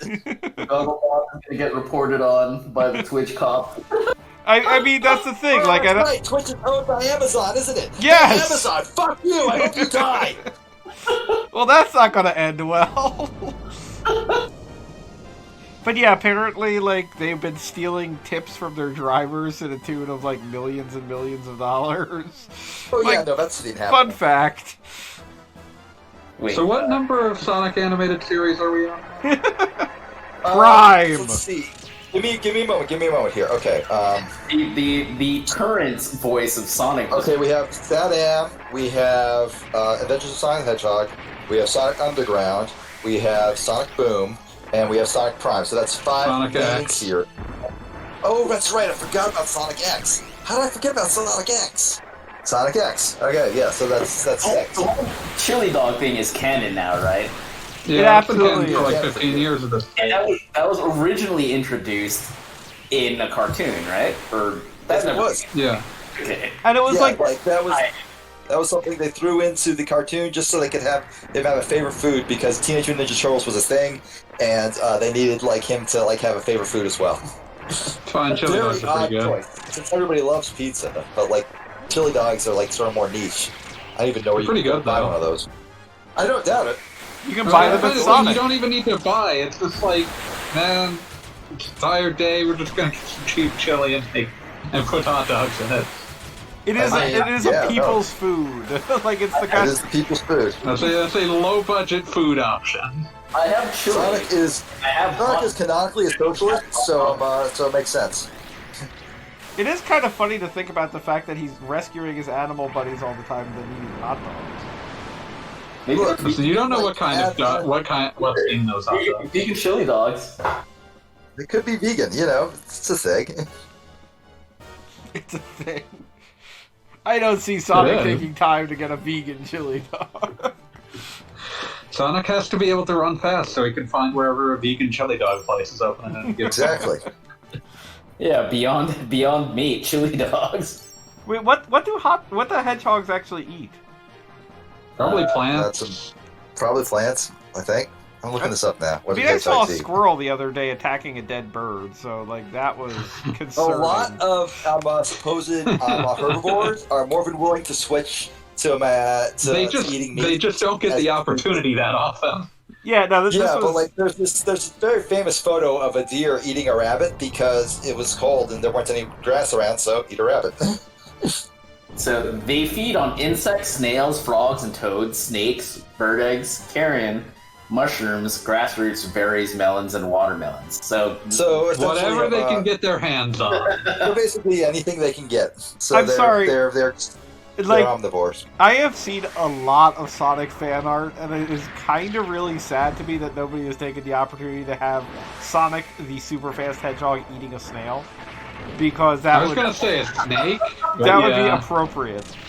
Like, okay, I'm gonna stop you right there. Gonna turn directly into Vor.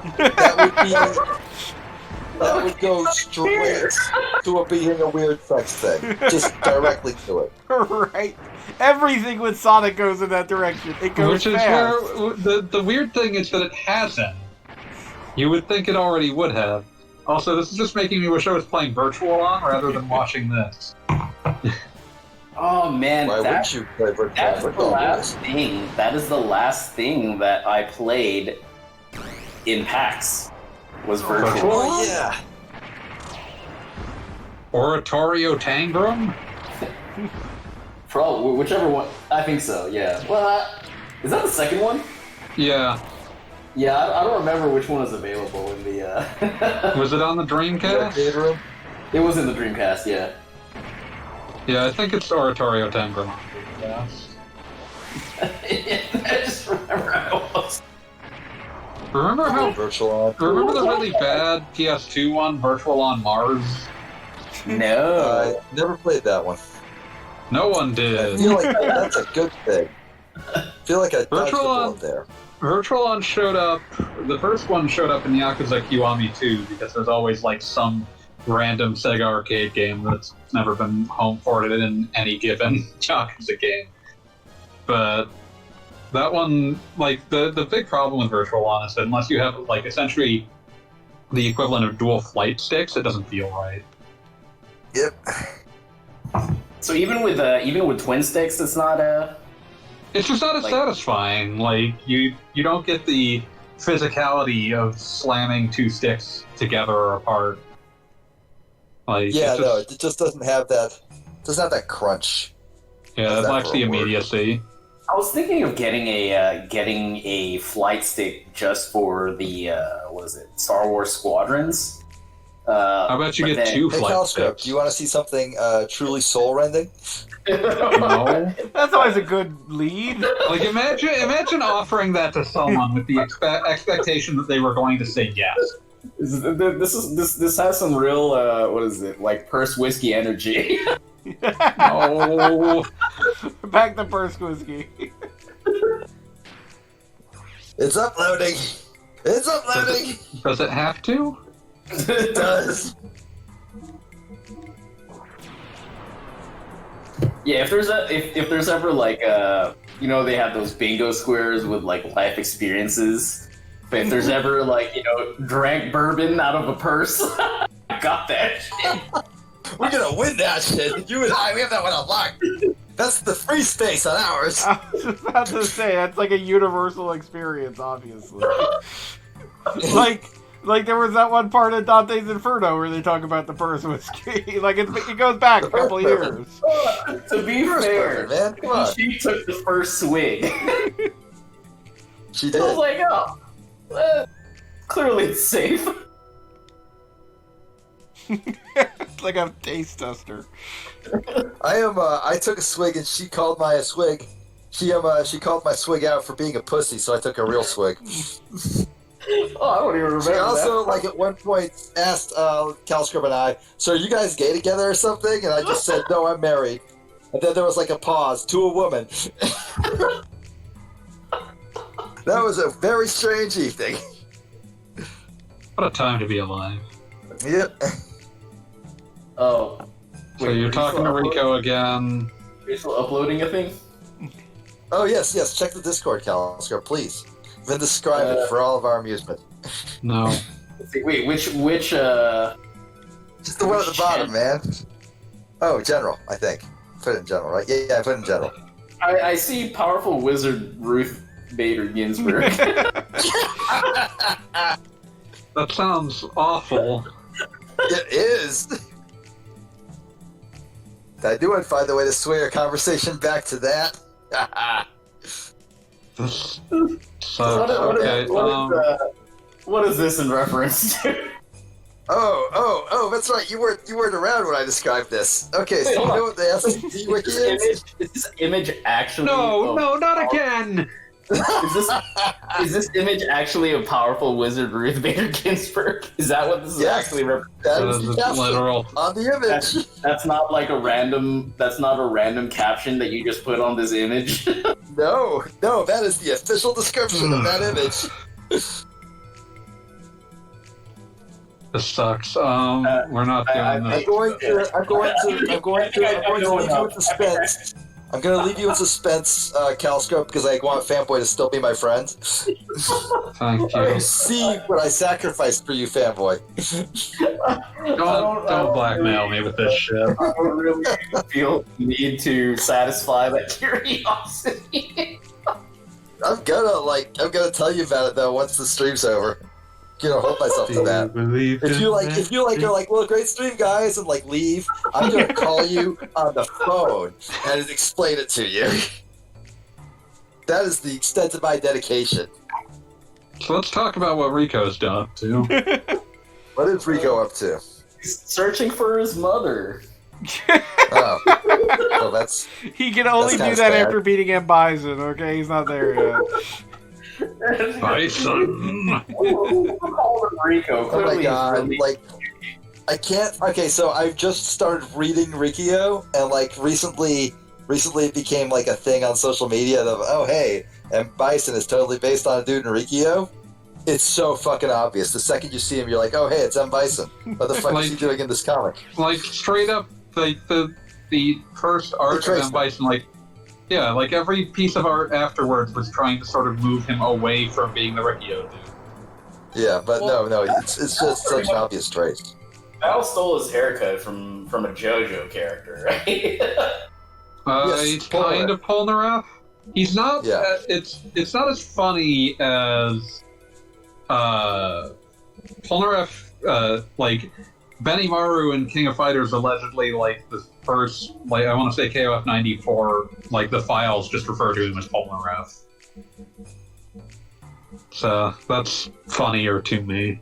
That is funnier. That is actually like scientifically funnier.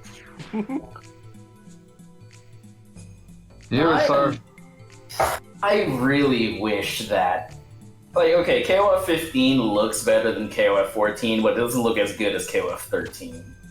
I mean, it's never going to. Although, like KOF 13 was just awful to play, though. I mean, I'm sorry. I know some people like it, but I hated every minute of it. I didn't hate playing it, but I'm gonna say like, for as technically like cool as the art is, I don't actually like the art direction that much. Like, I think that the sprites are really quality, but I don't actually like the art's like style of it very much. Are you saying? The designs of the character design. Yeah. Yeah, I guess it's mostly character designs. I guess how I put it. Like, there's just a lot of like it's all very technically impressive, and I respect that they tried it, but I don't actually like the art design they ended up going with. It's like you're impressed by it, but you don't actually want to look at it with your eyes. You would rather look at something else.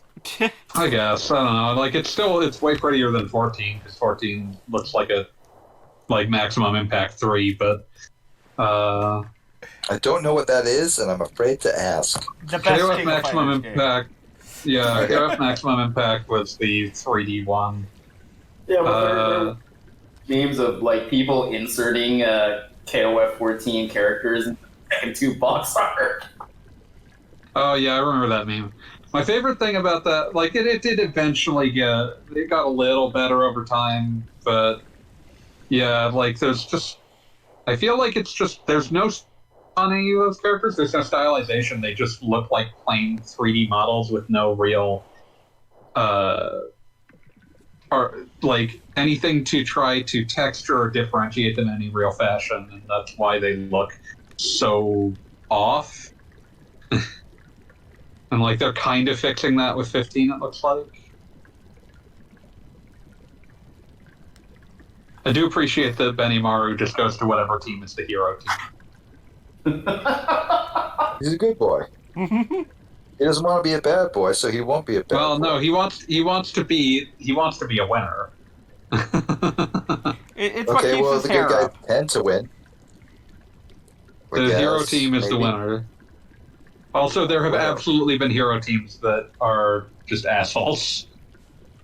So I'll talk about Team Ash. Is Ash the main character of 13? 2003, 11, and 13 are collectively the Tales of Ash. Well, like Ash Williams? Ash Crimson is the protagonist of that saga. Okay, is it short for Ashley, though? No. Well, then why even bother? Because it's a fire thing. I mean, okay, I guess. Burn it all, too. Burn.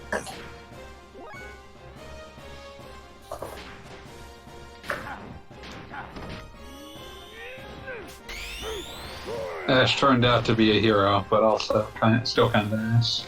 So, you know. Like, sometimes your heroes are assholes. Yeah. Okay, now I know we make a lot of jokes here on the Goggle Bob stream, or whatever we're calling ourselves. But seriously, looking at Rico in action is like straight up like, if you had to make a Blanca JRPG sprite, this is what it would look like. Yeah. It's just so Blanca. That's, I don't even try to that's Blanca so him. Blanca.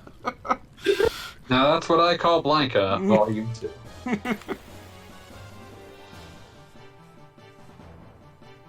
I'm just really looking forward to the boss of these sewers. I'm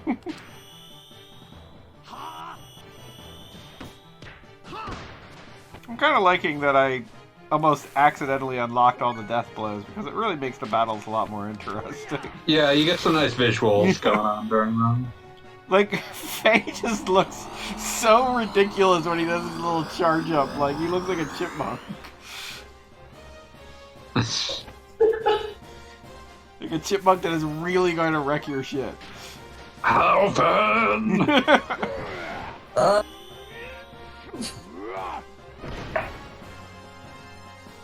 And Riku, meanwhile, I still think about that fucking Alvin the Chipmunks, but all their voices have been like down pitched, so they sound like presumably what the actors sounded like. Oh, that was hellish. That was the worst. It was amazing. I also love how like they slowed down the video at certain points just to fuck with you. Yeah, that was awful. It was amazing. I loved it. I believe it's still on YouTube. We could watch it right now. But we won't. Instead of this. I'd rather watch this. Looks like it's locked from the other side. Which is a shame, because it means we have to go back. I love backtracking. This is why sewer dungeons aren't fun. They all look... Everything looks the same. Always the most fun. You know, this is, if memory serves, the #1 dungeon in this game that needs a goddamn map, because you never know where you are you're supposed to be. Yeah, I thought for a second you were going to say the worst dungeon, and I was like, oh buddy, no, it is not. Yeah, no, just definitely the most sewer dungeon. Yeah. Something about, like, Satan's kicks always makes me think he looks like he's sort of breakdancing. I mean, you're not wrong. I think it's also the loose pants. Like, he's kind of got the hammer. Yeah. Hammer man! Hammer man! Hammer boy.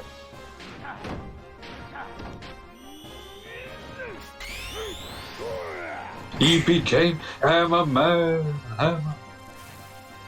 And I'm like that Riku gets, like, Zangief's moveset for some reason. He's a big guy. See, he's a Mugen character. Yeah, kinda. I mean, I'm Except all of his moves are implemented properly. I was about to say, the thing that I kind of respect about Xenogears is that they kind of went whole hog on the idea that these guys have, like, fighting moves. and they bothered to make a situation wherein, like, in a manner of speaking, suplexing the Phantom Train wouldn't look too crazy. Like, Well, at least no crazier than everything else you're seeing. we do get a map. Kinda. Hooray! Select button opens the map. 10th enemy has the bomb.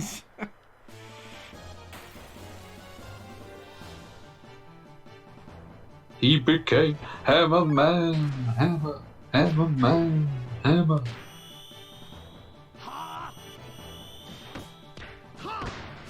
Yeah, I see the dancing. Have you ever become the Hammer Man? Hammer? I became the Trouble Man. That was way better. Like, spoilers for future FGCs, but I was actually playing Mighty Final Fight, and I was kind of Oh, I impressed. love that game. I was kind of impressed that Hagar gets a hammer in that, just apropos of nothing. Like, I love Mighty Final Fight. It's not even just like a regular, like for real hammer. It's like totally just like a funny little mallet that the mayor is wielding. Yeah. Mighty Final Fight's really cool. Yeah, no, agreed completely. I think it's tragic that has, like, I think the one time that got re-released was, like, Capcom Classics Collection's mini mix on the GBA. That sounds about right. Yeah, the mini mix. That was it exactly. And that was a weird collection. It was just like 3 NES games. I think it was that, Bionic Commando, and Strider. That sounds right. No weird NES games. Like some of the games that they have in like the Switch collection. It's just sort of Capcom Stadium. the what is it? Like the games that you get for free for having Nintendo Online or whatever the fuck. Oh, those ones. Yeah, that's like a Micronics collection. It's hellish. It's hellish. Have you ever? That's like. Did any of you play the SNK 40th Anniversary Collection? Yes, absolutely. I love how like that has all those NES ports, and so it's essentially the closest thing we'll ever get to a licensed Micronics collection, because that's half of the development of half of those is just Micronics, and it's like, oh, I can't believe you keep bringing these back.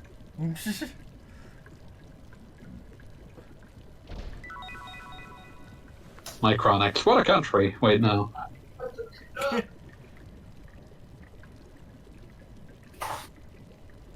And I think I'm already lost in these sewers. Which is weird, because they're not actually that large, they're just so samey that it's easy to immediately lose track of where you are. Yeah, it's like, they're what, like 1, 2, I think 4 murder spots, and I found 2, and just like, I'll get there. Yeah, that's I mean, just I you only just spent wander. like a half hour on the stream finding that one kid who was playing tag. I'm sure I'll do great with this. You just sort of circumnavigate, and eventually it happens. Left hand rule. Right hand drool.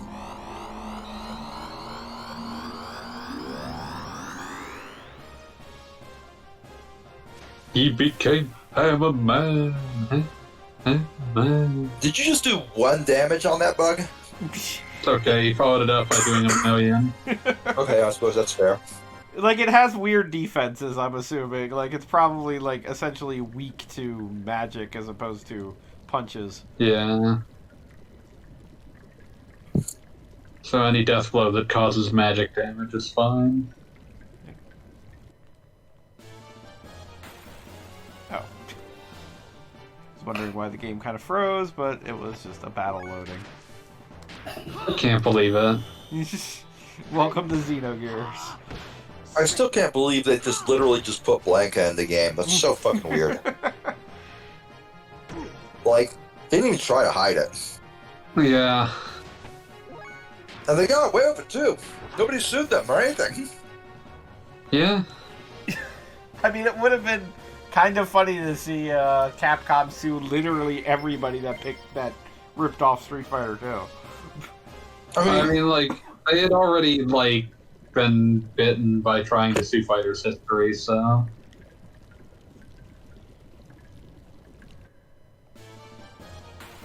Are you kidding me? There's a monster can attack while I am rotating the camera. Huh, didn't realize that. I guess it's considered as taking a step for some reason? It's movement. I like for a brief moment the armor wasp looked back at its like dead buddy like, whoa, wait, what? I'm Got sorry. pissed. What I happened to didn't him? want that to happen.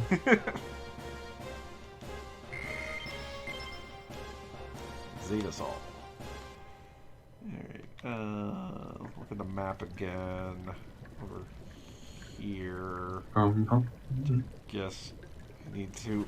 Okay, wait. God, There's the Satan's fight animation is so long, it actually upsets me.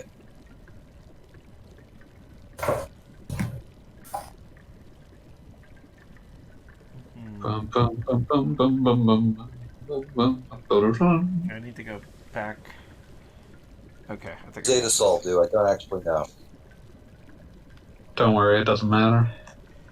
Let's go. Is that your map? Like they just gave you like a JPEG of a map? And it's Yeah. like hand drawn. It's great. I'm reminded of the Chronicles of Pern video game for the Dreamcast, where at one point you get a map and you're like, oh man, I guess I can like have a mini map now. No, it's a fucking scribble from a child, complete with like arrows pointing at like bad place with like brownie faces on the side and shit. And you're like, okay, well I guess this is arguably what a 7-year-old would draw, but also, what the fuck? Why would you do this in your video game that you supposedly want people to play and enjoy? Supposedly. Well, the game was also just terrible in every other possible way as well. So, you know, there's that.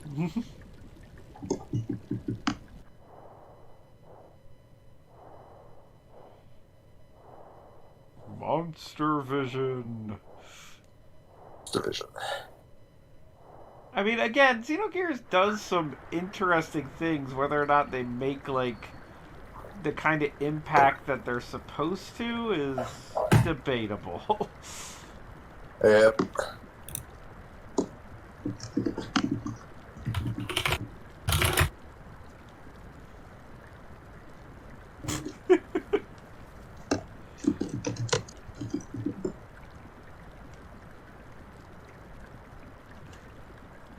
Riku likes bells, I guess.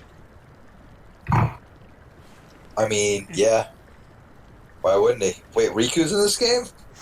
Not that Riku. Blanca. Oh, well, why didn't you just say Blanca?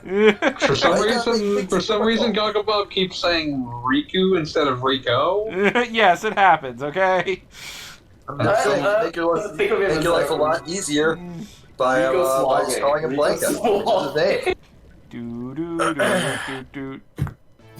Talk. Who sang Rico Suave? No, don't. Gerardo. Yeah, it's Gerardo. Fucking Gerard. I know nothing about that song except for the chorus or refrain or whatever the fuck it's called. No one does. Rico. Do do Stop. do do do do. Rico. Please stop doing Taco Grande, I beg of you.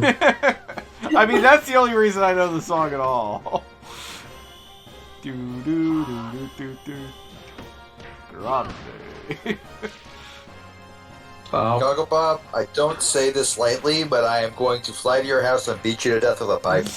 I am sorry to hear that. Are you picking up the pipe on the way, or how does this work? You usually can find Turns a out they pipe don't wherever actually you go. stop you. Yeah, like, it's not that hard to find a pipe. That's not beat 'em ups where it's true. I'll show him what a pipe is. I'll show you what a pipe looks like. I'll just show up at your door and be like, this is what a pipe looks like. Thank You'll be you. like, no, I thank you. And I'll be like, you're welcome. Then just leave. I mean, you've been dealing Totally with forgot bathroom why I was there. reconstruction, so like, I totally believe it. Oh, yeah, no, I've got like a lot of experience. Yeah. No. Dun, dun, dun, dun, dun, dun. I got attacked while going up a ladder. What the hell?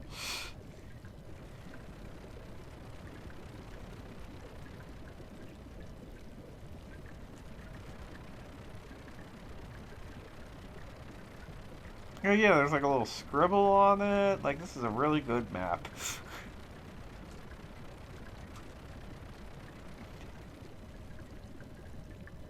And there's a save point down here. When I can get attacked while I'm at the save point, that's always good. And I'm being attacked by some sort of freaky, like, fetus monster. Also fun. Xenogears is good stuff. And fight this thing. Is it though? Let's talk about this thing. Let's never Let's not say look we at did. this thing directly. This thing has a name. Let's betray this thing. Let's earn this thing's trust, and then just shoot it in the back. Where is its back? Have Well, one. it's dead, so it doesn't really have one anymore.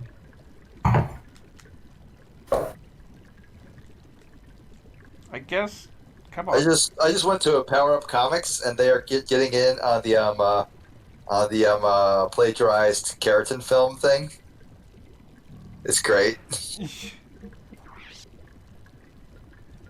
Yeah, what was happening there? Because like originally, like, Okay, so what happens was this cartoonist, I believe his name is. Hold on, let me look at this. it looked like the same art as the "Let People Enjoy Things" art. Was that? Yeah, that's right, the guy. guys? That's the guy. That's Okay. the guy. Adam Ellis. He's always just being like one of those total hacks. I mean, he's kind of a hack. Everything I've seen from the guy makes me think, wow, what a fucking hack.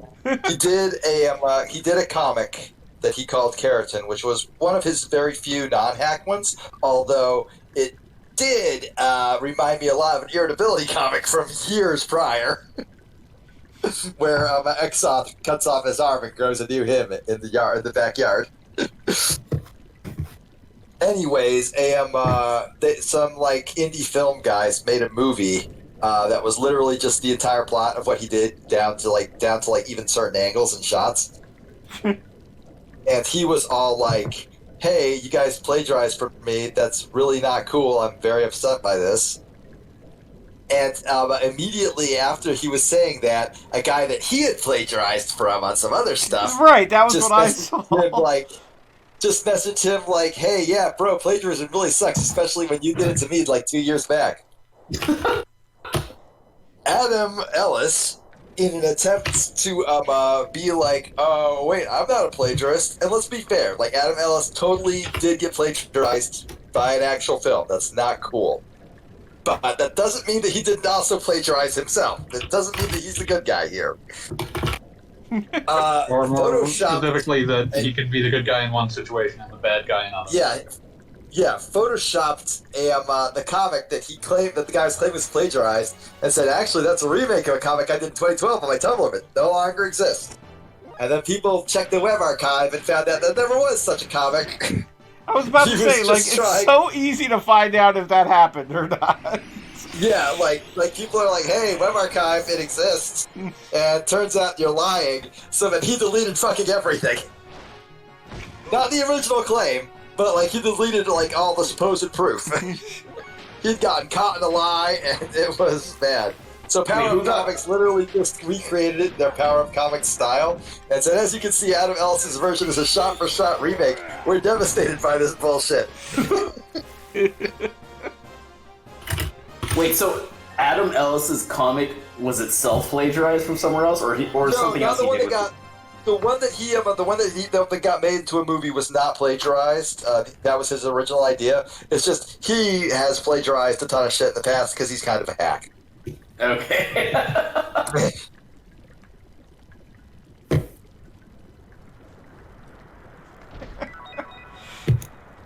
I just love the idea of plagiarizing is bad. Oh, you plagiarized it. Like, no, it's that's literally what very- happens. Yeah.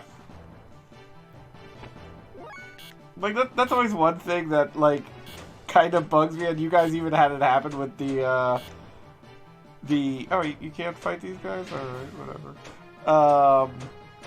Oh my Everyone's- god, Even Marvel Comics is on such a fucking tear with this. They said, okay, this is really embarrassing, but we have to admit this strip was plagiarized. And it's just the first strip from Peanuts, but done in Power of Comics. There goes Charlie Brown, how I hate him. They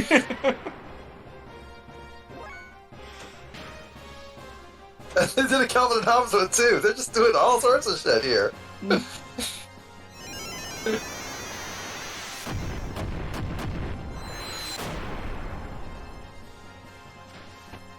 Video game.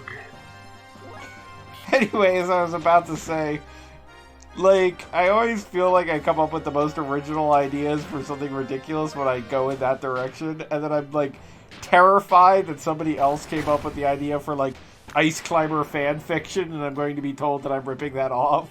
Because there's only so many ways you can, like, interpret Mighty Bomb Jack and what have you. It's like, oh yeah, this is exactly like a comic that Deptford did 2 years ago. I was like, oh what? Not that I'm suggesting that that happened. It's just like, oh, that's a possibility.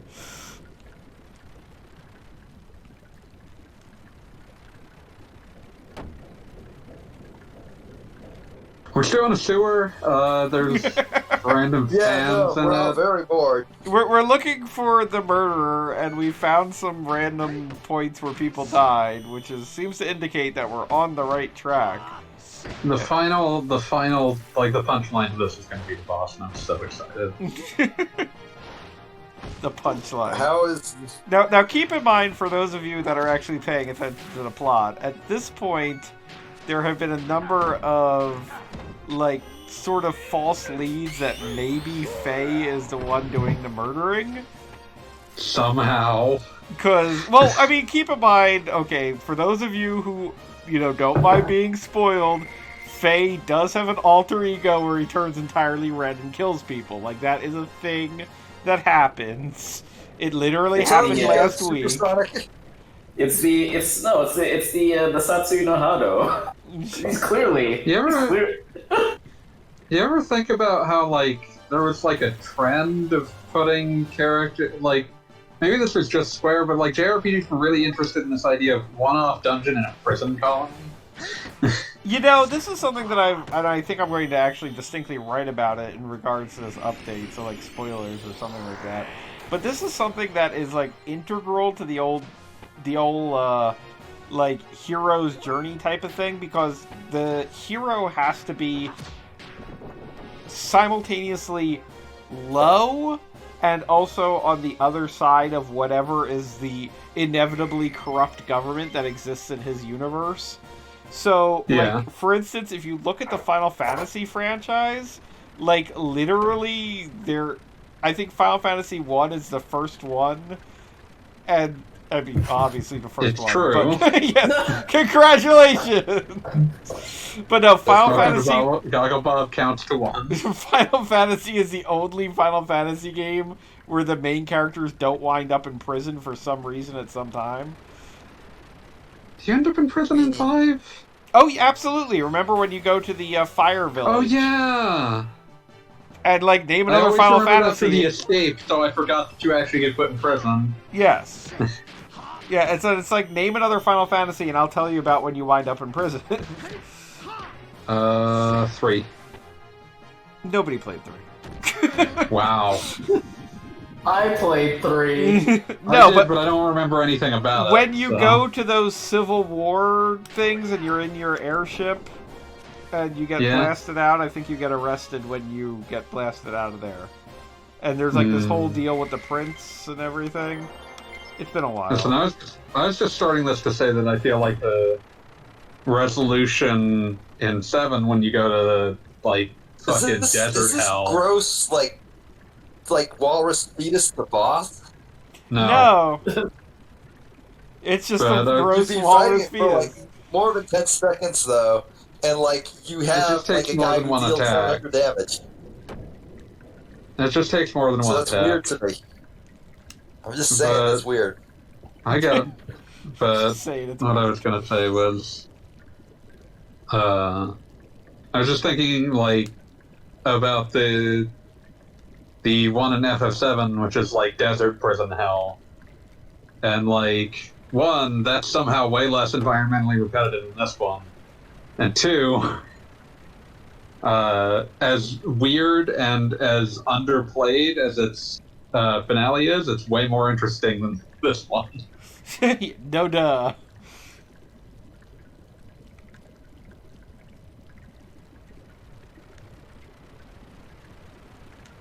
I guess we found a random frog that's named Gramps.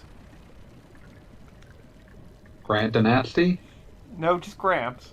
It's kind of like a Chrono Trigger creature. Grant and Nasty.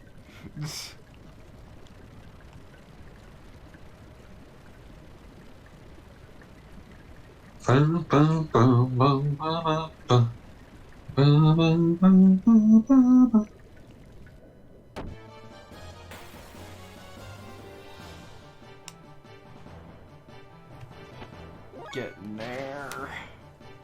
Hey! Say hey! Ha!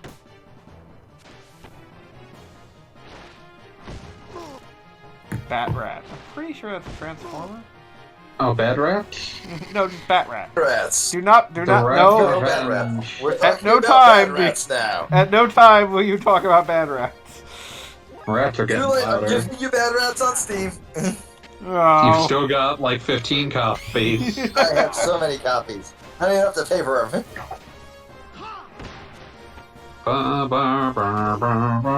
I'm genuinely shocked if you don't already own bad rats. Me? No, I mean, like, the thing is I never really got into Steam knowing full well what exactly that would do to my wallet, so I have done my best to avoid that. Like, I buy enough stupid shit out of an amount of stupid GameStop clearance bins that I do not need that in my life. My favorite thing about Bad Rats is that there's like one account that has like some 5,000 hours on the game, and there's that guy wrote a review, and the review is just the words, "It's okay." That's a good one. That's a classic. And that's up there with the guy who like posted on I think it was like some image board back in the day. So I was at this friend's house, and he had exactly one song on his like computer in iTunes. It was like this song from Linkin Park, and it being played like played like several 100,000 times. What the fuck? And then the guy who was playing that song responded and said, "Actually, it's at this number now." With a screenshot and everything. And the guy and people were like, "What the fuck, bro?" And the guy just said, "Well, it's a good song." And you know what? He was right. Sometimes you want to listen to a song on loop. I'm not even hating. Those are some gross dolphins, man. What the fuck is wrong with those dolphins? Apparently it's called a mullet. Wow. That is a type of fish. That is a type of fish. They're living in the sewer. Yeah, I guess. Yeah, you got a mullet, you should be living in the sewer. Well, Yeah, now they're okay. dying in the sewer. Yeah, I mean, there's this one thing in the sewer that's killing people, but we're killing a lot of things in the sewer, so are we really any better? I think you're the one Yes. thing in the sewer, but Oh, killing okay, my things. bad. I like the atmosphere of this section, but it isn't not this section, not this dungeon, but this section of the game. But it's not much. It's not an exciting portion. I'll put it that way. It's definitely not exciting. I am not thrilled to be seeing this. I mean, we're currently fighting a door. Has there been a sewer section in an RPG that has been fun and engaging? Can't name one off the top of my head, but I've definitely played ones that weren't that were fine. Like I enjoyed that well enough. They were fine. Listen, they're all cramped. They're all very samey looking. Oh my god. There's a key we have to find. Oh Jesus Oh Lord! boy. Why did I Anyhow, we stop must playing search Yakuza for this? Oh, where would key be? Oh, looking on internet. Let's ask bitter old Uncle Internet. Looking on internet right now. Can't believe it's like, oh, where would the key be? Where? Little key go. This is all cool shade. Sewer key. Okay, Kitty. so... Oh god, where... Best part about this is that Gogglebob is not Streaming a map. It's like... Oh, You've been in this map for so long, dude. Like, I'm looking at the time, and it's been 2 hours. And I know you haven't been in this map for the whole 2 hours, but it feels like you have.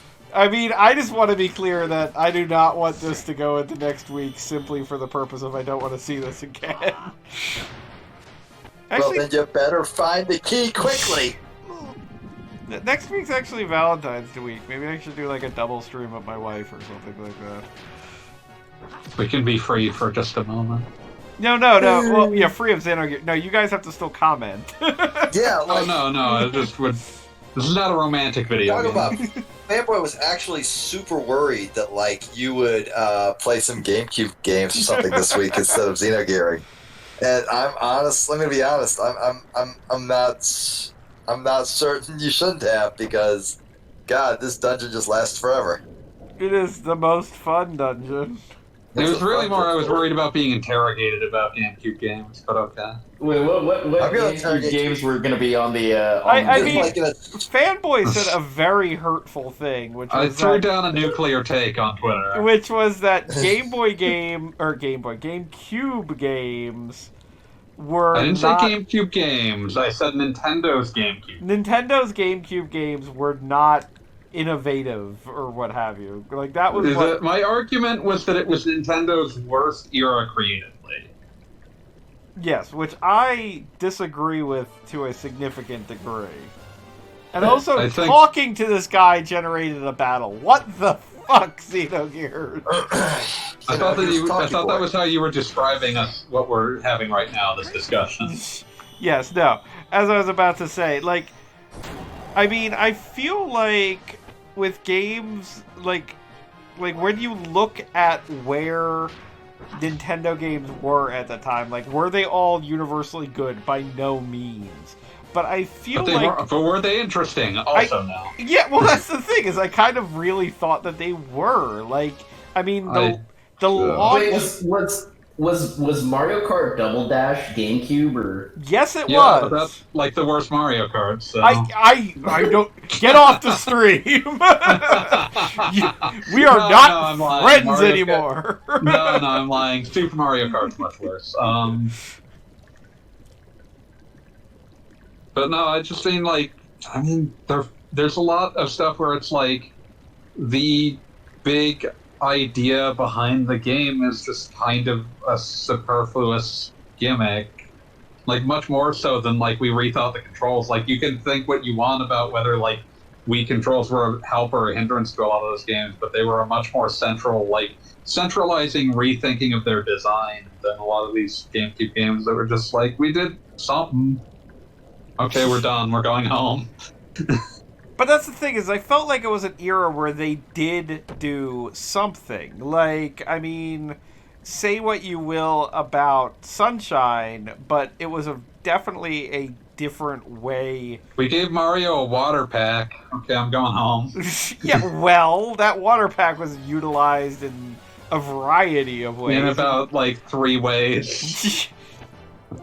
Show me another game where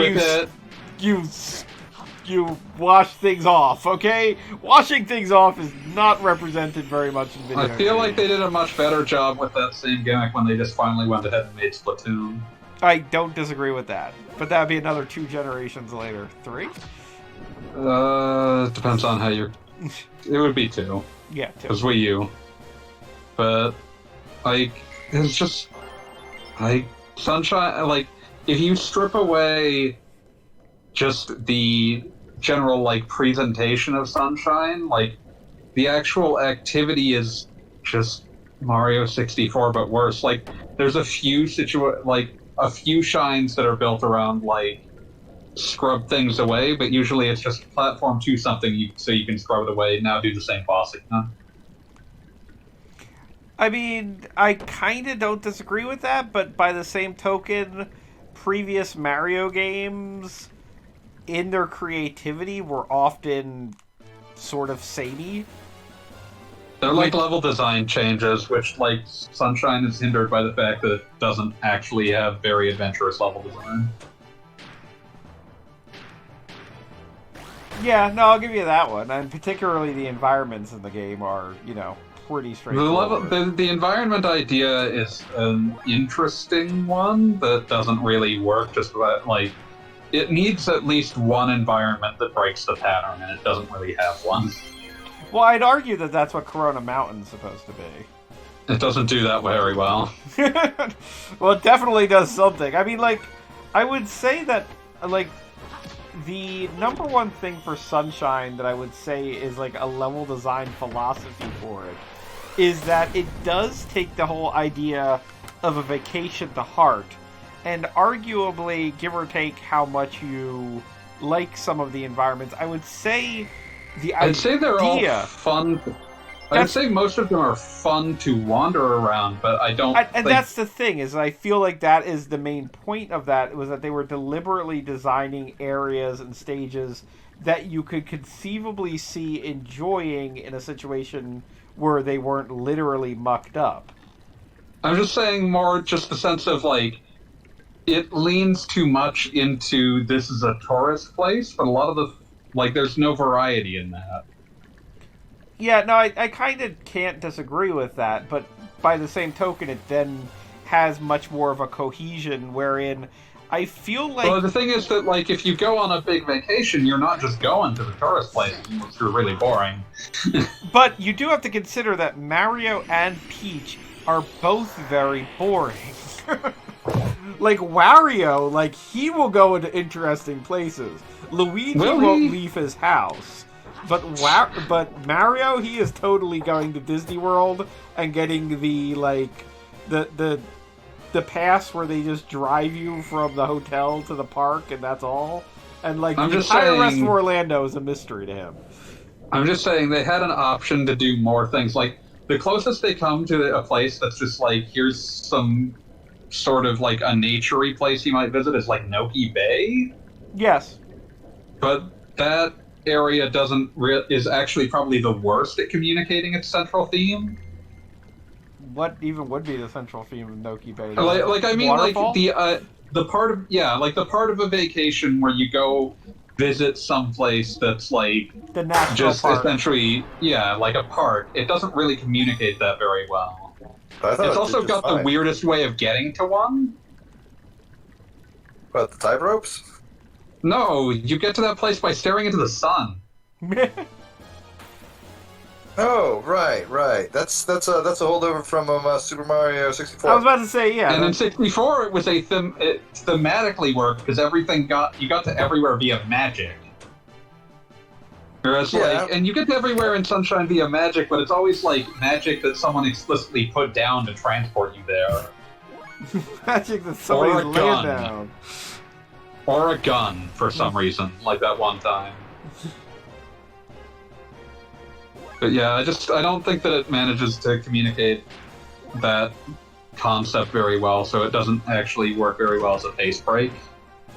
I mean, to me, I feel like if you showed me, like, at the immediate moment, I haven't played Mario Galaxy 1 or 2 in ages, like probably at least 5 years.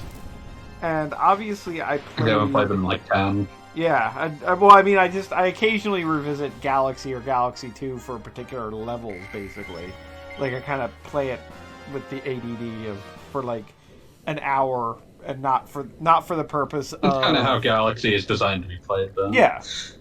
and I also, like, everything's already unlocked. I can go to the ones that I like the most, and that's that. But, 1 second. Rat Sweeper. Yes. Why isn't it moving? Let me see it. Give me a goddamn key. Anyway, I feel like if you showed me a picture of a Galaxy level, a Galaxy 2 level, even possibly an Odyssey level and a Sunshine level, I feel like I'd be able to pick out the Sunshine level the most immediately. I would pick out the Odyssey level without question. Yeah, the Odyssey level kind of depends on a couple of things that I have in mind. But, like, there are some of the Odyssey levels that I thought were kind of generic compared to others. But... I mean, I think that they all stand out because, like, the generic ones kind of give you a breather between all the ones that are just like, here's Wacky Land. Fair enough. Wacky Land. That's the thing that I think that's the problem I'm trying to articulate with Sunshine, is that there's no breaks from, like, being on theme, and that makes the entire theme blend together. Yeah, no, I could see seeing that as a problem, and for me, and this is why I say that the GameCube is a place of innovation within Nintendo games, because I feel like it's the only Mario game that I can immediately think where there absolutely is that cohesion, and that they don't give into, here's an ice level. Like, that I would have loved Mario Sunshine way more if it had at least one ice level. Well, I mean, that's just the putting thing. that out there. And which is why I see the GameCube as vaguely adventurous in its games, because a number of them are like, and Wind Waker comes immediately to mind in this one. Oh, God. Yeah, well, I mean, it is something that, love it or hate it, it is not a traditional Zelda game by any means. I disagree. I Really? actually disagree really heavily. Go ahead. To me, it feels like an immediate backtracking. Bad boy. What? I thought Wind Waker's your favorite Zelda. No, I think it's one of the worst. No. Which one was your favorite? Like, I was very looking forward to it because I thought the new art was awesome, but it turned out that was the only new idea it had. Like, my issue with Wind Waker is that it's just, it's a follow-up to Majora's Mask, which is a much more adventurous game. Like, to me, it reads as much more of a backtracking to Ocarina of Time ideas, to the point where they threw in a musical instrument and didn't really have a place for it. It's just there. Like, the baton feels super tacked on because it's more like Ocarina of Time, and that would become a tradition of the franchise of, like, well, we need a musical instrument because Ocarina had one. But, like, even if you throw that out, what you end up with is a game that's like, the Great Sea is the level of content in N64 Hyrule Field spread across something that takes 20 minutes to sail across. And when you're not in the Great Sea, you're playing a very traditional Zelda experience, except for the one dungeon that integrates the Great Sea into that. Like, that would be my argument, that it's actually a very safe game. I mean, other than its art style. I disagree, because I'm thinking of particularly, like, outside of what you just described, the dungeon where you've got, like, Bird Lady as your friend. And, Yeah. like, I feel like that's almost wholly unique in the franchise, like, before and after. That No, other than Ruto? Ruto? Yes. Because, like, Bird Lady ends up being a way for you to hit switches that you can't hit. But it's still, like, a weird way of feeling it. Like, other than, like, when it was done in Ocarina, like, that was doing a thing where... They do the Dominion song thing in 3 of the dungeons. That is true. Honestly, by the time they've done it 3 times, it doesn't feel like they have a lot of new ideas left for it, but I get what you mean. Yeah, no, I feel like there are a lot of individual moments that maybe they don't necessarily work, maybe they're not necessarily fun, but they are... I wouldn't even say they don't work, but there doesn't feel like... They feel like dungeon gimmicks, like every Zelda has these. Like, that's how they feel to me. It's like, oh, here's another dungeon, it has its one dungeon gimmick, and there's not really a way to expand this beyond the dungeon gimmick, and so... we get a dungeon that can do that one gimmick and sort of explore that to its end, and then we're finished with it, and now that the thing that was the fuel for that gimmick is now a stage, and it's over. And it's like that's what it feels like to me. Less like a cohesive concept that the game is building around, and more I want to say even colder because it's night. So what about Luigi's Mansion? Oh, Luigi's Mansion, I was saying that they ran out of ideas after the launch. Like, they launched with a full head of steam, and Luigi's Mansion's great. And then they didn't have that. Like, same thing with Pikmin, where I don't even like Pikmin, but it was like, that was a risky game, and like a different game. And they kind of ran out of steam. Chibi Robo. Chibi Robo is very neat, but and I did bring it up, it is very much the sort of thing that you would expect someone who had left Love to Leak after Moon RPG Remix Adventure to immediately create. Like, that, the entire function of how that game's progression works and what your job is in it is very much just Moon. And I like that. But, you know, it's one of those things, it's like, that's kind of the, like, outlier for me as far as, like, GameCube games in terms of Nintendo's output. It's like, it's the same thing with, like, I brought up there are some, like, wild-ass games that they didn't bother giving us, like, Giftia. But, you know, we didn't get that. That clearly does not count. Yeah, and, like, since I'm talking about, like, their general creative output, I'm also bringing up things like Animal Crossing is a unique game that we didn't get before, but it was literally an N64 game. Yes. So, like, I wasn't going to count that either. But, you know, it's just one of those things where I feel like a lot of especially their core franchises, were kind of felt like they were running on autopilot. But, you know. What else was there at that launch? They had that You're really... still talking about Wind Waker? No, we're talking about other GameCube games. Okay, good. No, bad. Too bad. What was I going to say something about it? At launch, they had that really, really, like... there wasn't really a second thought to this other than we need a new wave race, so here's a new wave race. They did the same thing with 1080 halfway through this thing, where they kind of tried to do the same thing, where it's like, well, the gimmick here is that there's an avalanche following you, and then, well, there's a reason there's no more 1080s. Let's see. Oh god, this jumping puzzle. What else was... like, things that Nintendo itself actually made. Like, Metroid Prime was another one that I pointed out, was like the one that felt like there was a real fundamental rethinking of the game.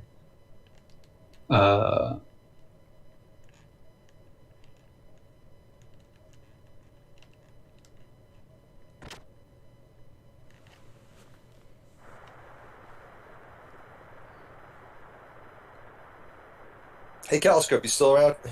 I'm still around. I have given a video for you in the chat again. 'Cause I care. All right, let's see what you got here. This is a callback to something I sent you, like, I think 3 weeks ago now. All right.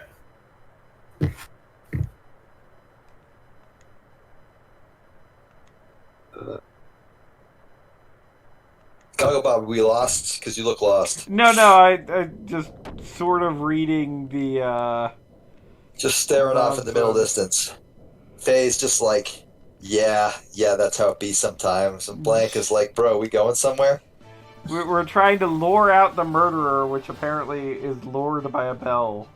So we've got the bell, so now we just need to find a place to put it, which is theoretically someplace where they already committed a murder. And then we will discover who was committing the murder, and you'll note why I keep saying the word murder. I assume it's because an animal killed people, but an animal doesn't murder people. Murder implies intent. Am I correct? Oh, absolutely. I remember what was the previous video that It was Sonic catches Knuckles buying Racism 2 Deluxe. What? The dude's channel is nothing but those videos. I love them. I have subscribed specifically for those 30-second videos. Racism 2? Racism 2 Deluxe. Knuckles.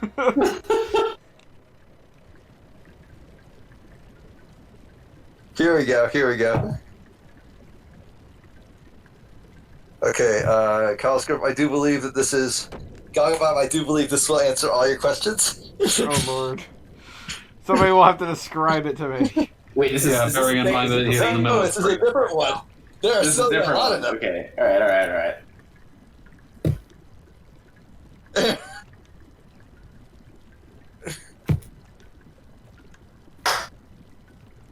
Oh yeah, I realized that my ultimate point of my ultimate point of that nuclear Twitter thread was that Paper Mario 2 sucks. Yeah, which, I mean, if only because it's Fuck that game. gorgeous. Like, I find that I enjoy Paper Mario, too. It's Paper Mario 1, but worse. I'll take that to the grave. I mean, I don't disagree. Like, it's definitely just it longer, but there is, like, again, it's one of the few games that I remember turning on and just being like, "This is gorgeous." Like, I thought it was gorgeous looking, and then, like, I realized by the end that it was, like, it thought it was really funny to actually have, like, specifically waste my... Yes, no, it definitely does that. And they've got, like, more and more in love with that joke as more of those games came out. What's the joke? You did this!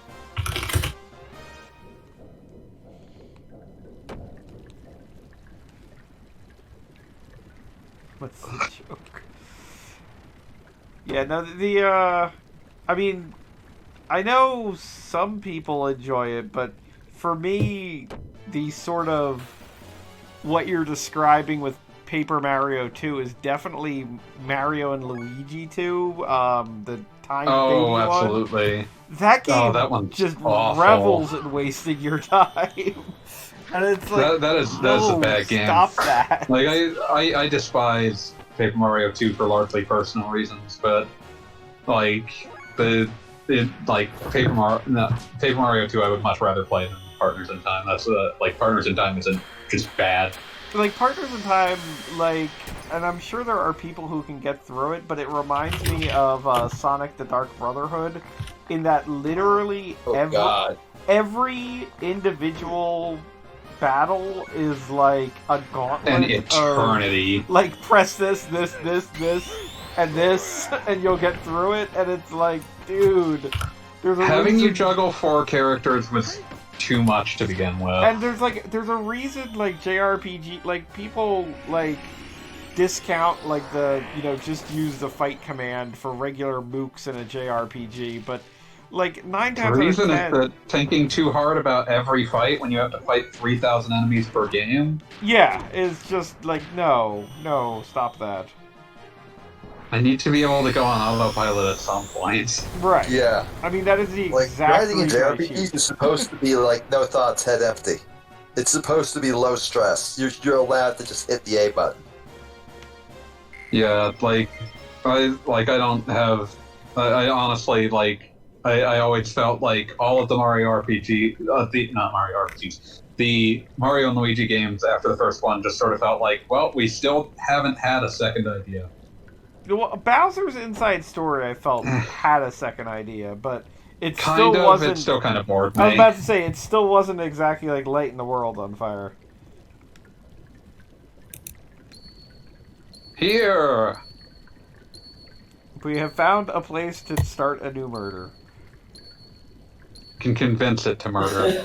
It looks like the same place to me. Yep! Because they all look like this. But apparently this slime monster knows where to go. This is such... God. Like, What- this whole bit We're is done. What's different really... about this strain? It's just really a long way to go for just one lousy boss fight. You were here for like 2 hours. No, we had that like That hurt. the random 3D fighting game before this.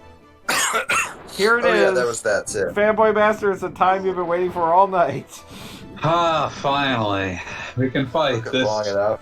ridiculous creature called Red Rum.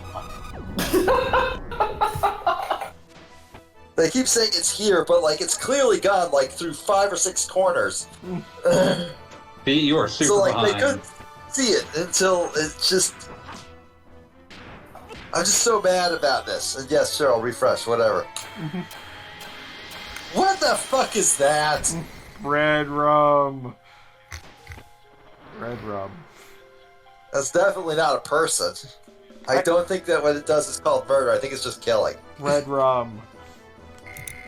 It's already dead. It's murder backwards. We spent like 2 hours tracking down the murderer. It turned out to be something called Red Rum. This will never be relevant ever again. Why did it have a... No, it actually is relevant at one point. When? I don't remember at all. I mean, basically, this is supposed to be foreshadowing for Soylent Green, which you may know is made from humans. Oh, Jesus Christ. They referenced The Shining so they could reference Soylent Green. Like Those two movies aren't even in the same genre. Like, you know how later in the game, every human being on Earth turns into a zombie? That was your preview. I forgot about that because by that point the game doesn't care. I'll see you later. I'll wait at your dorm. I'll just be hanging out in your dorm, you know. Ugh. I hate ladders. Hey, your left arm. That fight you got. Did you get like... Did he even have a turn in that fight? Yeah, he did absolutely nothing in that. Because I had to kill the thing fast because it knew confuse, and if it confused my level 100 dude, then we're all dead. But I suppose. Could he punch himself? I forget how confusion works in this game. I mean, he could punch himself, I suppose, but Satan was confused, so it wasn't a big deal. Woken. Yes. Oh, I knew Satan. I know Satan was a bad guy. Nay.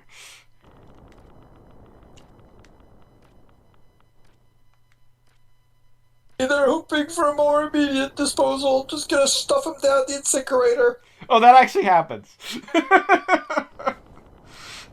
But to a different character. I hate it when I say something is a joke and I wasn't, and the game is like, no, that totally happens. We're totally serious about this. That has happened with Kino's Journey, and now it's happened with Xenogears, and I'm mad about it. I like also the idea of this gigantic rotating art gallery. Like, this is... I'd like to live here. Oh yeah, no, it's a very excellent Windows screensaver from '98. Oh man, live in the glorious future of a Windows 98 screensaver.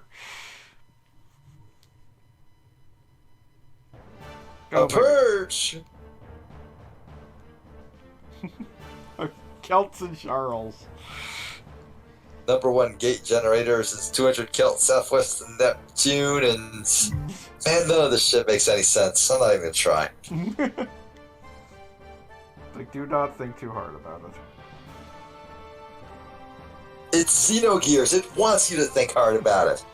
I mean, that's the grand joke of Xenogears.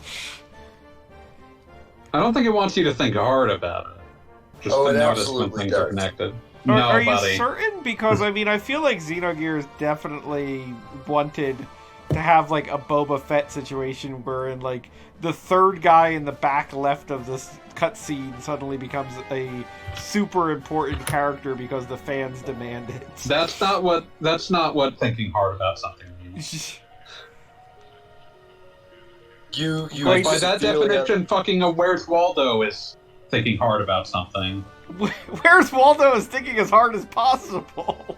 Have you ever found Waldo? It's a pain in the ass. I found Waldo tons of times. You're just bad at it. Again, that's not even what Like, putting a lot of effort into something doesn't mean you thought about it a lot. Waldo is a chameleon man. Do you understand? Blends in like you wouldn't believe. Knows his stuff. You get the touch. Incidentally, I really like what No. happened here is these characters are characters that otherwise are only ever seen in Gears. And I guess they had to have sprites probably for like this one scene, so they're all the same sprite just with different scales. Like one's slightly bigger than the other.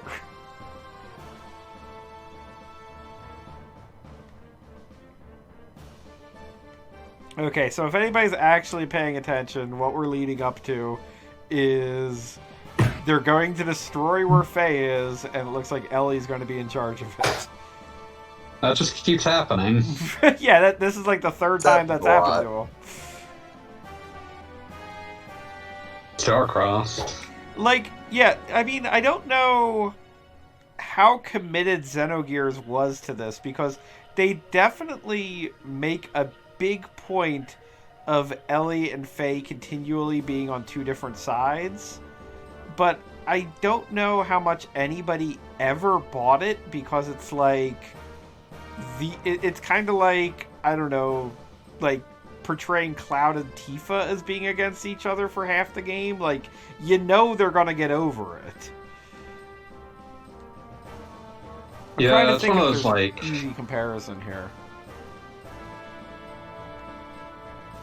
I mean, there's got to be other things I can think of where, like, there are two main characters that you know they're going to start hanging out together because, like, they're literally hanging out together as part of the intro, but they just continually are like, oh no, they're never going to be able to be friends.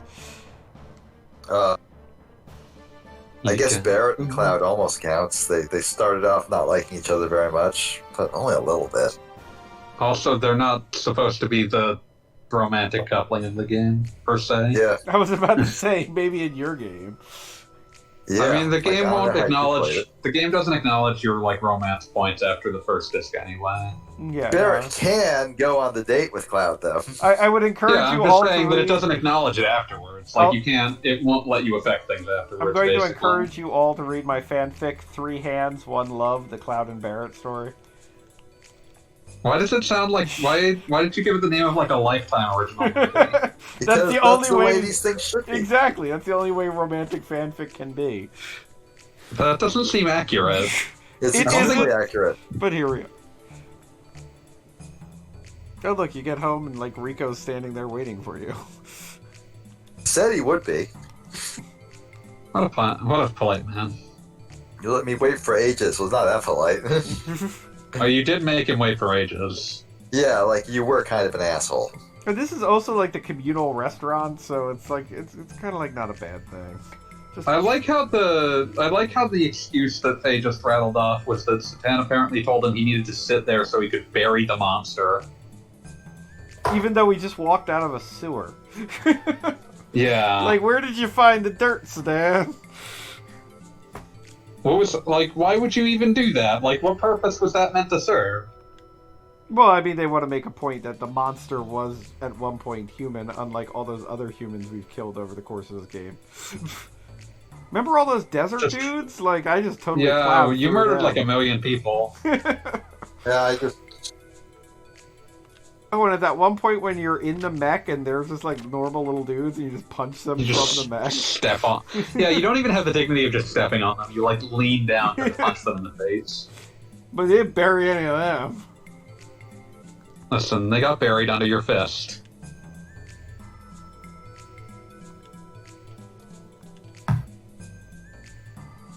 We don't have much time to spare.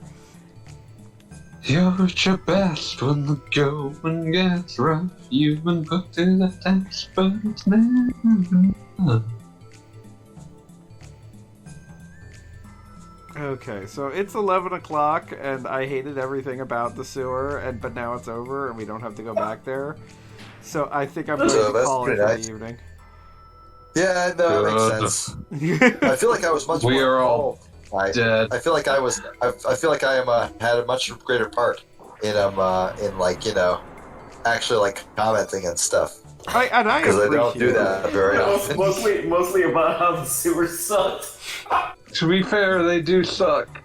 So yes, we're Yeah, they suck really officially bad. 13 and a half hours into Xenogears. Since we had that question earlier. And tonight's game actually was Battle Arena Toshinden. Are you gonna play Battle Arena Toshinden Ultra Revenge Attack No. for your Sega Saturn? Yeah, Battle Arena Toshinden 3. You should play Battle Arena Toshinden 4, only released in Japan and Europe. Yeah, I was about to say I kind of want to play Battle Arena Toshinden 4, but nope, can't. Gotta play War Shinden for fucking Wii.